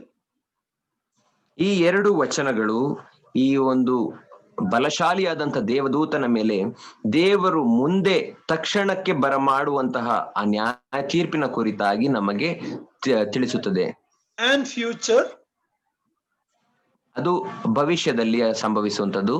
And the final judgment, ಮತ್ತು ಅದು ಕಡೆಯ ನ್ಯಾಯ ತೀರ್ಪಾಗಿರುತ್ತದೆ. These are described in detail in other parts of the Bible. ಈ ಒಂದು ವಿಷಯಗಳ ಈ ಸೈತಾನನ ನ್ಯಾಯ ತೀರ್ಪಿನ ವಿಷಯಗಳು ನಮಗೆ ಸತ್ಯವೇದದ ಬೇರೆಯ ಪುಸ್ತಕಗಳಲ್ಲಿ ವಿವರವಾಗಿ ಸಿಗುವಂತದ್ದಾಗಿದೆ. But in this Ezekiel 28, God records for us the origin, the original estate and the character and sin of the greatest of angels. ಆದರೆ ಈ ಯೆಹೆಜ್ಕೇಲ 28ನೇ ಅಧ್ಯಾಯವು ಸೈತಾನನ ಉತ್ಪತ್ತಿ ಆತನ ಸೃಷ್ಟಿ ಕಾರ್ಯ ಯಾವ ರೀತಿ ಆಯಿತು ಮತ್ತು ಸೈತಾನನ ಆ ಒಂದು ಶ್ರೇಷ್ಠ ನಿಜವಾದ his character and his sin, ಆತ ಯಾವ ರೀತಿ ದೊಬ್ಬಲ್ಪಟ್ಟನು, ಪಾಪಕ್ಕೆ ಯಾವ ರೀತಿ ಮೂಲ ಕಾರಣನಾದನು ಎಂಬುದನ್ನ ತಿಳಿಸಿಕೊಡುತ್ತದೆ. These two passages, Isaiah 14 and Ezekiel 28, is very important to understand the doctrine of angels and the doctrine of man. ಈ ಒಂದು ಎರಡು ಅಧ್ಯಾಯಗಳು ಯೆಶಾಯನ ಗ್ರಂಥದ 14ನೇ ಅಧ್ಯಾಯ ಮತ್ತು ಯೆಹೆಜ್ಕೇಲ 28ನೇ ಅಧ್ಯಾಯಗಳು ನಮಗೆ ದೇವದೂತರ ಕುರಿತಾಗಿ ಸರಿಯಾಗಿ ತಿಳಿದುಕೊಳ್ಳಲಿಕ್ಕೆ ಮತ್ತು ಮನುಷ್ಯನ ನಿಜ ಸ್ಥಿತಿಯ ಕುರಿತಾಗಿ ಸರಿಯಾಗಿ ತಿಳಿದುಕೊಳ್ಳಲಿಕ್ಕೆ ಅವಶ್ಯಕವಾದಂತ ಅಧ್ಯಾಯಗಳು. Let's understand one thing. God did not create Satan as such. ನಾವು ಒಂದು ವಿಷಯವನ್ನ ಅರ್ಥ ಮಾಡಿಕೊಳ್ಳೋಣ. ಏನೆಂದರೆ ದೇವರು ಸೈತಾನನನ್ನ ಅವನು ಈಗ ಯಾವ ರೀತಿಯ ಪರಿಸ್ಥಿತಿಯಲ್ಲಿದ್ದಾನೋ ಆ ರೀತಿ ಸೃಷ್ಟಿ ಮಾಡಲಿಲ್ಲ. He created an angel who was perfect in all his ways. ದೇವರು ಸೈತಾನನನ್ನ ಒಬ್ಬ ಪರಿಪೂರ್ಣ ವ್ಯಕ್ತಿಯಾಗಿ ಸೃಷ್ಟಿ ಮಾಡಿದನು. An angel. ಆತನನ್ನ ಒಬ್ಬ ದೇವದೂತನನ್ನಾಗಿ. but that angel sinned by opposing the will of God. ಆದರೆ ಆ ದೇವದೂತನು ದೇವರ ಚಿತ್ತಕ್ಕೆ ವಿರೋಧವನ್ನ ವ್ಯಕ್ತಪಡಿಸುವವನಾಗಿ ಪಾಪ ಮಾಡಿದನು. By this act he became Satan. ಆತನ ಈ ಒಂದು ಕಾರ್ಯದಿಂದ ಆತನು ಸೈತಾನನಾಗಿ ಮಾರ್ಪಟ್ಟನು. He became a resistor of all that God's will is. ಮತ್ತು ಆತನು ಇದಾದ ನಂತರ ದೇವರ ಎಲ್ಲಾ ಕಾರ್ಯಗಳಿಗೆ ವಿರೋಧವನ್ನ ವ್ಯಕ್ತಪಡಿಸುವವನಾಗಿ ಪರಿವರ್ತನೆ ಆದನು. There is an ancient question that the skeptic will ask. ಈ skeptic ಅಂದ್ರೆ ನಂಬದೇ ಇರುವವರು, ನಾಸ್ತಿಕರು, they ask a question. ಪುರಾತನವಾದಂತಹ ಒಂದು ಪ್ರಶ್ನೆ ನಾಸ್ತಿಕರು ಇಂದಿಗೂ ಕೇಳುವಂತದ್ದಾಗಿದೆ. ಅದೇನೆಂದರೆ, so this question is why did God make Satan? Okay, so this question is answered in this passage. God did not make Satan, but God made a perfect angel and the sin was discovered in him. ಅವರು ಕೇಳುವಂತಹ ಪ್ರಶ್ನೆ, ದೇವರು ಸೈತಾನನನ್ನ ಯಾಕೆ ಸೃಷ್ಟಿ ಮಾಡಬೇಕಾಗಿತ್ತು ಎಂಬುದಾಗಿ. ಅದಕ್ಕೆ ಉತ್ತರ ನಮಗೆ ಈ ಒಂದು ಅಧ್ಯಾಯದ ಈ ವಚನಗಳಲ್ಲಿ ಸಿಗುವಂತದ್ದಾಗಿದೆ. ದೇವರು ಸೈತಾನನನ್ನ ಸೃಷ್ಟಿ ಮಾಡಲಿಲ್ಲ, ಬದಲಾಗಿ ಪರಿಪೂರ್ಣವಾದಂತಹ ಸುಂದರ ದೇವದೂತನನ್ನ ಆತನು ಸೃಷ್ಟಿ ಮಾಡಿದ್ದನು. God created holy angels, but they possess the power of choice between good and evil. ದೇವರು ದೇವದೂತನನ್ನ ಪರಿಶುದ್ಧ ದೇವದೂತರನ್ನಾಗಿ ಸೃಷ್ಟಿ ಮಾಡಿದ್ದನು, ಆದರೆ ಅವರಿಗೆ ಒಳ್ಳೆಯದರ ಮತ್ತು ಕೆಟ್ಟದ್ದನ್ನ ಆರಿಸಿಕೊಳ್ಳುವಂತಹ ಆಯ್ಕೆಯುಳ್ಳವರಾಗಿ ಅವರನ್ನ ಸೃಷ್ಟಿ ಮಾಡಿದ್ದನು. But this one angel, the highest of angels, chose to do the evil. ಆದರೆ ಈ ಒಬ್ಬ ದೇವದೂತನು, ಅತ್ಯಂತ ಶ್ರೇಷ್ಠವಾಗಿ ನಿರ್ಮಿಸಲ್ಪಟ್ಟಂತಹ ದೇವದೂತನು, ಒಳ್ಳೆಯದರ ಬದಲಾಗಿ ಕೆಟ್ಟದ್ದನ್ನ ಮಾಡುವುದಕ್ಕೆ ಆತನು ತೀರ್ಮಾನಿಸಿಕೊಂಡನು. Through the degenerating power of sin, ಈ ಪಾಪದ ಈ ಒಂದು ಕೆಳಮಟ್ಟಕ್ಕೆ ಹೋಗುವ ಸ್ಥಿತಿ, ಪಾಪದ ಈ ಒಂದು ಕೆಳಮಟ್ಟಕ್ಕೆ ಹೋಗುವಂತ ಸ್ಥಿತಿ, like what happened to Adam, this angel that created also became an entirely different person. ಆದಾಮನಿಗೆ ಯಾವ ರೀತಿ ಪಾಪವು ಪ್ರವೇಶಿಸುವಾಗ ಆತನು ಕೆಳಮಟ್ಟನಾದನೋ, ಅದೇ ರೀತಿ ಈ ಒಂದು ದೇವದೂತನು ಕೂಡ ಪಾಪಕ್ಕೆ ಕಾರಣನಾಗಿ ಕೆಳಗೆ ಹೋಗುವವನಾದನು. When God created the angel or man, he created them with a good purpose. ದೇವರು ಮನುಷ್ಯನನ್ನಾಗಲಿ ದೇವದೂತನನ್ನಾಗಲಿ ಉಂಟು ಮಾಡಿದಾಗ ಅವರನ್ನ ಒಂದು ಒಳ್ಳೆಯ ಉದ್ದೇಶದಿಂದ ಉಂಟು ಮಾಡಿದನು. But it was distorted by a choice that angel made and a choice that man made. ಆದರೆ ದೇವರ ಈ ಒಂದು ಪರಿಶುದ್ಧವಾದಂತಹ ಕಾರ್ಯವು ಮನುಷ್ಯನು ಮತ್ತು ದೇವದೂತನು ಮಾಡಿದಂತಹ ಆ ಒಂದು ತಪ್ಪಾದ ತೀರ್ಮಾನದಿಂದಾಗಿ ಅದು ಕೆಟ್ಟದಾಗಿ ಮಾರ್ಪಟ್ಟಿತು. This choice is true of you and I. ಈ ಒಂದು ಆರಿಸಿಕೊಳ್ಳುವಿಕೆ ನನಗೆ ಮತ್ತು ನಿಮಗೂ ಕೂಡ ಅದು ಸತ್ಯವಾಗಿದೆ. This great angel was created for an entirely different purpose. ಈ ಒಂದು ಪರಿಶುದ್ಧ ದೇವದೂತನು ಬೇರೆಯ ಒಂದು ಕಾರ್ಯಕ್ಕಾಗಿಯೇ ನಿರ್ಮಿಸಲ್ಪಟ್ಟಿದ್ದನು. But by his sin he lost his original holiness and heavenly standing. ಆದರೆ ಆತನ ಪಾಪದ ನಿಮಿತ್ತವಾಗಿ ಆತನು ತನ್ನ ಹಳೆಯ ನಿಜವಾದಂತ ಪರಿಸ್ಥಿತಿ ಪರಿಶುದ್ಧವನ್ನ ಕಳೆದುಕೊಂಡನು. His wisdom that he had, now he is using it for evil. ದೇವರು ಆತನಿಗೆ ಕೊಟ್ಟಂತ ಈ ಜ್ಞಾನವನ್ನ ಆ ದೇವದೂತನು ಈಗ ಕೆಟ್ಟದ್ದನ್ನ ಮಾಡುವುದಕ್ಕಾಗಿ ಉಪಯೋಗಿಸಿಕೊಳ್ಳುತ್ತಿದ್ದಾನೆ. He prostituted it in one sense for lies, deception and snares and wiles. Andre sullu, mosa, urulu, tantra. He used it for these things. ಆತನು ದೇವರ ಈ ಒಂದು ಜ್ಞಾನವನ್ನ ಈ ಎಲ್ಲಾ ವ್ಯಭಿಚಾರಕ್ಕೆ ಸಮಾನವಾದಂತಹ ಕಾರ್ಯಗಳನ್ನ, ಅಂದರೆ ಸುಳ್ಳು, ಮೋಸ, ತಂತ್ರ, ಉರುಳಿಗೆ ಸಮಾನವಾದಂತಹ ಕಾರ್ಯಗಳನ್ನ ಮಾಡಲಿಕ್ಕೆ ಉಪಯೋಗಿಸಿಕೊಂಡನು. So the language used in Ezekiel 28 cannot be given or compared to any human being. ಆದ್ದರಿಂದ ಈ ಒಂದು ಯೆಹೆಜ್ಕೇಲ 28ನೇ ಅಧ್ಯಾಯದಲ್ಲಿ ಉಪಯೋಗಿಸಲ್ಪಟ್ಟಿರುವಂತ ಈ ಒಂದು ಭಾಷೆಯು ಅದು ಯಾವ ಮನುಷ್ಯನಿಗೂ ಹೋಲುವಂತ ಭಾಷೆ ಅಲ್ಲ. So it must therefore necessarily refer to a spirit being, an angel. ಆದ್ದರಿಂದಲೇ ಈ ಒಂದು ಅಧ್ಯಾಯದಲ್ಲಿ ಕೊಡಲ್ಪಟ್ಟಿರುವಂತಹ ಎಲ್ಲ ಗುಣಲಕ್ಷಣಗಳು ಆತ್ಮವಾಗಿರುವಂತಹ ವ್ಯಕ್ತಿಯಾದಂತಹ ದೇವದೂತನಿಗೆ ಅದು ಹೋಲುವಂತದ್ದಾಗಿದೆ. We see from this passage that he was at the top stone of the primal creation. Adi Srishtiya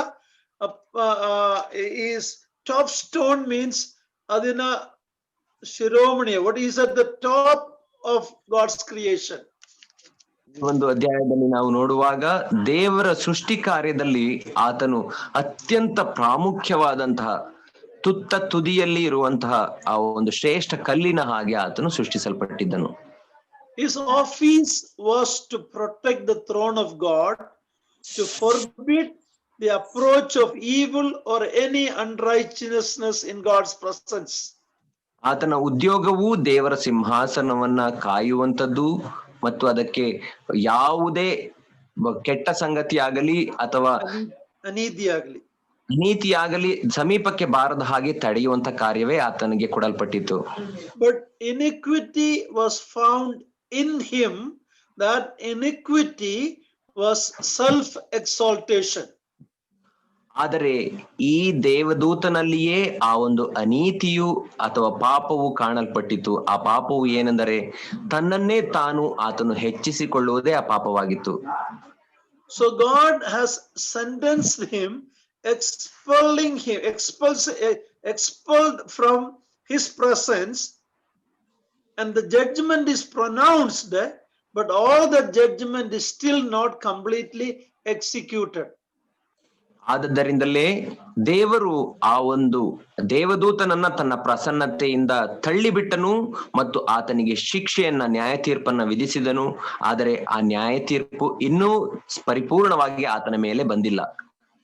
So that is where I want to stop today, giving you a foretaste of this person, that we should know who is our enemy. ಆದ್ದರಿಂದಲೇ ಇಲ್ಲಿಗೆ ನಾನು ಇಷ್ಟು ನಮ್ಮ ವಿರೋಧಿಯಾದಂತ ಸೈತಾನ್ನ ಕುರಿತ ಅಂತ ಹೊರರೇಖೆಯನ್ನ ತಿಳಿಸುವವನಾಗಿ ನಿಲ್ಲಿಸುವಂತವನಾಗಿರುತ್ತೇನೆ. Lord willing, next week we will look at in detail Satan's sin. ನಾವು ದೇವರ ಚಿತ್ತವಿರುವುದಾದರೆ ಮುಂದಿನ ವಾರ ಸೈತಾನನ ಪಾಪದ ಕುರಿತಾಗಿ ವಿವರವಾಗಿ ಅಧ್ಯಯನ ಮಾಡೋಣ. So the thing we learned is, who is this person who was at the top of God's creation, how he fell to the bottom. ಆದ್ದರಿಂದ ಒಂದು ವಿಷಯವನ್ನು ನಾವು ಈ ದಿನ ಅರ್ಥ ಮಾಡಿಕೊಂಡವು. ಅದೇನೆಂದರೆ, ಈ ಒಬ್ಬ ವ್ಯಕ್ತಿಯು ದೇವರ ಸೃಷ್ಟಿಯಲ್ಲಿ ಉನ್ನತವಾಗಿ ಮಾಡಲ್ಪಟ್ಟಂತವನು ಯಾವ ರೀತಿ ಅತ್ಯಂತ ಕೆಳಮಟ್ಟಕ್ಕೆ ಆತನು ದೊಬ್ಬಲ್ಪಟ್ಟನು ಎಂಬುದಾಗಿ ತಿಳಿದುಕೊಂಡೆವು. He is already judged, even though all that judgment is not yet executed. ಆತನಿಗೆ ಈಗಾಗಲೇ ನ್ಯಾಯ ತೀರ್ಪು ಆಗಿ ಹೋಗಿದೆ, ಆದರೆ ಆ ನ್ಯಾಯ ತೀರ್ಪು ಇನ್ನೂ ಸಂಪೂರ್ಣವಾಗಿ ಕಾರ್ಯರೂಪಕ್ಕೆ ಬಂದಿಲ್ಲ.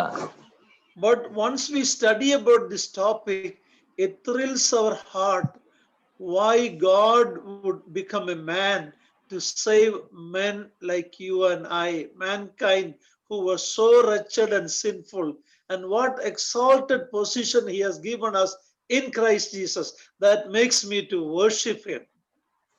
ಆದರೆ ನಾವು ಈ ಒಂದು ಸೈತಾನನ ದೊಬ್ಬಲ್ಪಡುವಿಕೆಯ ಕುರಿತಾಗಿ ಪರಿಪೂರ್ಣವಾಗಿ ಅರ್ಥ ಮಾಡಿಕೊಳ್ಳುವಾಗ ಅದು ನಮ್ಮನ್ನ ರೋಮಾಂಚನಗೊಳಿಸುವಂತದ್ದಾಗಿದೆ.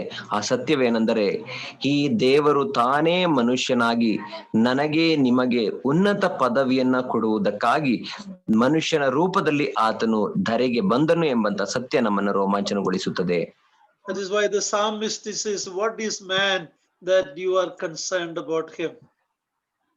ಆದ್ದರಿಂದಲೇ ಕೀರ್ತನೆಗಾರನು ಹೇಳುತ್ತಾನೆ, ಮನುಷ್ಯನು ಎಷ್ಟರವನು, ಆತನ ಕುರಿತಾಗಿ ನೀನು ಯಾಕೆ ಇಷ್ಟು ಯೋಚನೆಯುಳ್ಳವನಾಗಬೇಕು ಎಂಬುದಾಗಿ. My beloved brothers and sisters, if you know who the Lord Jesus Christ is, ನನ್ನ ಪ್ರಿಯ ಸಹೋದರ ಸಹೋದರಿಯರೇ, ನಿಮಗೆ ನಿಜವಾಗಿಯೂ ಯೇಸು ಕ್ರಿಸ್ತನು ಯಾರು ಎಂಬುದಾಗಿ ತಿಳಿದಿರುವುದಾದರೆ, secondly, who did he die for? ಆತನು ಯಾಕೆ ಸತ್ತನು ಎಂಬುದಾಗಿಯೂ ತಿಳಿದಿರಬೇಕು. For who he died? For people like us. ಯಾರಿಗಾಗಿ ಆತನು ಸತ್ತನು? ನನ್ನ ನಿಮ್ಮಂತ ಮನುಷ್ಯನಿಗಾಗಿ ಆತನು ಸತ್ತನು. If you understand those things, you cannot be a nominal Christian anymore. ನೀವು ಆ ಒಂದು ಸತ್ಯ ಸಂಗತಿಯನ್ನ ಅರ್ಥ ಮಾಡಿಕೊಳ್ಳುವುದಾದರೆ ನಾಮಧೇಯ ಕ್ರೈಸ್ತರಾಗಿ ಮುಂದುವರಿಯಲಿಕ್ಕೆ ಸಾಧ್ಯವಿಲ್ಲ. We will be zealous for the things of God. ನಾವು ದೇವರ ಕಾರ್ಯಗಳಿಗೆ ಅಭಿಮಾನ ತಾಪವುಳ್ಳವರಾಗುತ್ತೇವೆ. What is man that thou art mindful of him? ಮಾನವನು ಎಷ್ಟರವನು, ಆತನನ್ನ ನೀನು ಯಾಕೆ ಗಣನೆಗೆ ತೆಗೆದುಕೊಳ್ಳಬೇಕು? Let us worship the Lord. Once we study about this enemy in the coming weeks, it should thrill us that God humbled himself. Satan exalted, Lucifer exalted, Christ humbled himself. We see totally opposite action of Lucifer and the Lord Jesus Christ. ಮುಂದಿನ ವಾರಗಳಲ್ಲಿ ನಾವು ಈ ವಿರೋಧಿಯ ಅಥವಾ ಶತ್ರುವಿನ ಕುರಿತಾಗಿ ಇನ್ನೂ ಹೆಚ್ಚಾಗಿ ತಿಳಿದುಕೊಳ್ಳುವಾಗ ನಾವು ತಿಳಿದುಕೊಳ್ಳಬೇಕಂತ ಸತ್ಯಾಂಶವೇನೆಂದರೆ, ಲೂಸಿಫರ್ನು ತನ್ನನ್ನು ತಾನು ಹೆಚ್ಚಿಸಿಕೊಂಡನು, ಆದರೆ ದೇವರು ತಾನು ತನ್ನನ್ನ ತಗ್ಗಿಸಿಕೊಂಡು ಮಾನವನಾಗಿ ಈ ಲೋಕಕ್ಕೆ ಬಂದನು ಎಂಬಂತ ಸತ್ಯ ನಮಗೆ ಅರ್ಥವಾಗಬೇಕು. And Philippians 2 verse 5 to 10 talks about that humility of the Lord Jesus Christ. Philippi 2ನೇ ಅಧ್ಯಾಯ 5-10 ವಚನಗಳು ಯೇಸು ಕ್ರಿಸ್ತನ ಆ ಒಂದು ತಗ್ಗಿಸುವಂತ ಸ್ವರೂಪವನ್ನು ನಮಗೆ ತಿಳಿಸುವಂತದಾಗಿದೆ. Then it says, therefore God has highly exalted him. ಆದ್ದರಿಂದಲೇ ಅದು ಹೇಳುತ್ತದೆ, ದೇವರು ಆತನನ್ನ ಎಲ್ಲಾ ಮನುಷ್ಯರಿಗಿಂತಲೂ ಉನ್ನತ ಪದವಿಗೆ ಏರಿಸಿದ್ದಾನೆ ಎಂಬುದಾಗಿ ಅದು ಹೇಳುತ್ತದೆ. Given him a name above all names. ಎಲ್ಲಾ ಹೆಸರುಗಳಿಗಿಂತಲೂ ಶ್ರೇಷ್ಠವಾದಂತ ಹೆಸರನ್ನ ಯೇಸು ಕ್ರಿಸ್ತನಿಗೆ ದೇವರು ಕೊಟ್ಟಿದ್ದಾನೆ. Here is an angel who was at the top position and he is going to be cast into the lake of fire. ಇಲ್ಲಿ ಒಬ್ಬ ದೇವದೂತನು ತಾನು ಇದ್ದಂತಹ ಉನ್ನತ ಸ್ಥಿತಿಯಿಂದ ಬೆಂಕಿ ಗಂಧಕಗಳು ಉರಿಯುವ ಕೆರೆಗೆ ಆತನು ದೊಬ್ಬಲ್ಪಡುತ್ತಾನೆ. But we who were in the miry clay, we were so low and great sinners, God is exalting us to a high place because of the Lord Jesus Christ, because we are in him. ಆದರೆ ದೇವರು ಪಾಪವೆಂಬ ಕೆಸರಲ್ಲಿ ಬಿದ್ದಿದ್ದಂತಹ ಆ ಒಂದು ಕೀಳಾದಂತಹ ಹೀನ ಪರಿಸ್ಥಿತಿಯಲ್ಲಿ ಬಿದ್ದಿದ್ದಂತಹ ನಮ್ಮನ್ನ ಆತನು ಯೇಸು ಕ್ರಿಸ್ತನಲ್ಲಿ ಉನ್ನತ ಸ್ಥಿತಿಗೆ ಏರಿಸಿರುವುದನ್ನು ನಾವು ಕಲಿತುಕೊಳ್ಳುತ್ತೇವೆ. Hallelujah! What a great salvation God has given you and I. Hallelujah! ಎಂತಹ ಶ್ರೇಷ್ಠವಾದಂತಹ ರಕ್ಷಣೆಯನ್ನ ದೇವರು ನನಗೂ ನಿಮಗೂ ಕೊಟ್ಟಿದ್ದಾನೆ. If there's anyone listening to me today, listening to us today, Bible says ಈ ಅತ್ಯಂತ ವಿಶೇಷ ರಕ್ಷಣೆಯನ್ನು ನೀವು ಅಲಕ್ಷ್ಯ ಮಾಡಿದರೆ ತಪ್ಪಿಸಿಕೊಳ್ಳುವುದು ಹೇಗೆ? I think that's how it is in Kannada, right? Yes, uncle. ಆದ್ದರಿಂದ ಈ ದಿನ ನನ್ನ ಮಾತನ್ನ, ನಮ್ಮ ವಾಕ್ಯವನ್ನ ಕೇಳುತ್ತಿರುವವರು ನಿಮ್ಮಲ್ಲಿ ಯಾರಾದರೂ ಇನ್ನೂ ರಕ್ಷಣೆ ಹೊಂದದವರಾಗಿದ್ದರೆ, ಸತ್ಯವೇದ ಹೇಳುವ ಪ್ರಕಾರ ಈ ಅತ್ಯಂತ ವಿಶೇಷವಾದಂತ ರಕ್ಷಣೆಯನ್ನ ಇನ್ನೂ ನೀವು ಕಡೆಗಣಿಸುವವರಾಗಿದ್ದರೆ ಎಂಬುದಾಗಿ. May God help you to make the decision tonight if you are not saved yet. ನೀವು ಇನ್ನೂ ರಕ್ಷಣೆ ಹೊಂದದವರಾಗಿದ್ದರೆ ಈ ರಾತ್ರಿಯೇ ನೀವು ಆ ತೀರ್ಮಾನವನ್ನ ಮಾಡಿ ರಕ್ಷಣೆ ಹೊಂದುವ ಹಾಗೆ ದೇವರು ನಿಮ್ಮ ಹೃದಯಗಳಲ್ಲಿ ಮಾತನಾಡಲಿ. Since most of us are believers, let us value this great salvation and live for him. ನಮ್ಮಲ್ಲಿ ಅನೇಕರು ವಿಶ್ವಾಸಿಗಳೇ ಆಗಿರುವುದರಿಂದ ನಾವು ದೇವರು ಮಾಡಿದಂತಹ ಆ ಒಂದು ತ್ಯಾಗ ಮತ್ತು ರಕ್ಷಣೆಯ ಕಾರ್ಯವನ್ನ ಹೆಚ್ಚು ಬೆಲೆ ಕೊಡುವವರಾಗಿರೋಣ. May God's name be glorified. Thank you, Brother Niranjan. ದೇವರ ನಾಮಕ್ಕೆ ಮಹಿಮೆ ಉಂಟಾಗಲಿ. Thank you, uncle. It's my pleasure.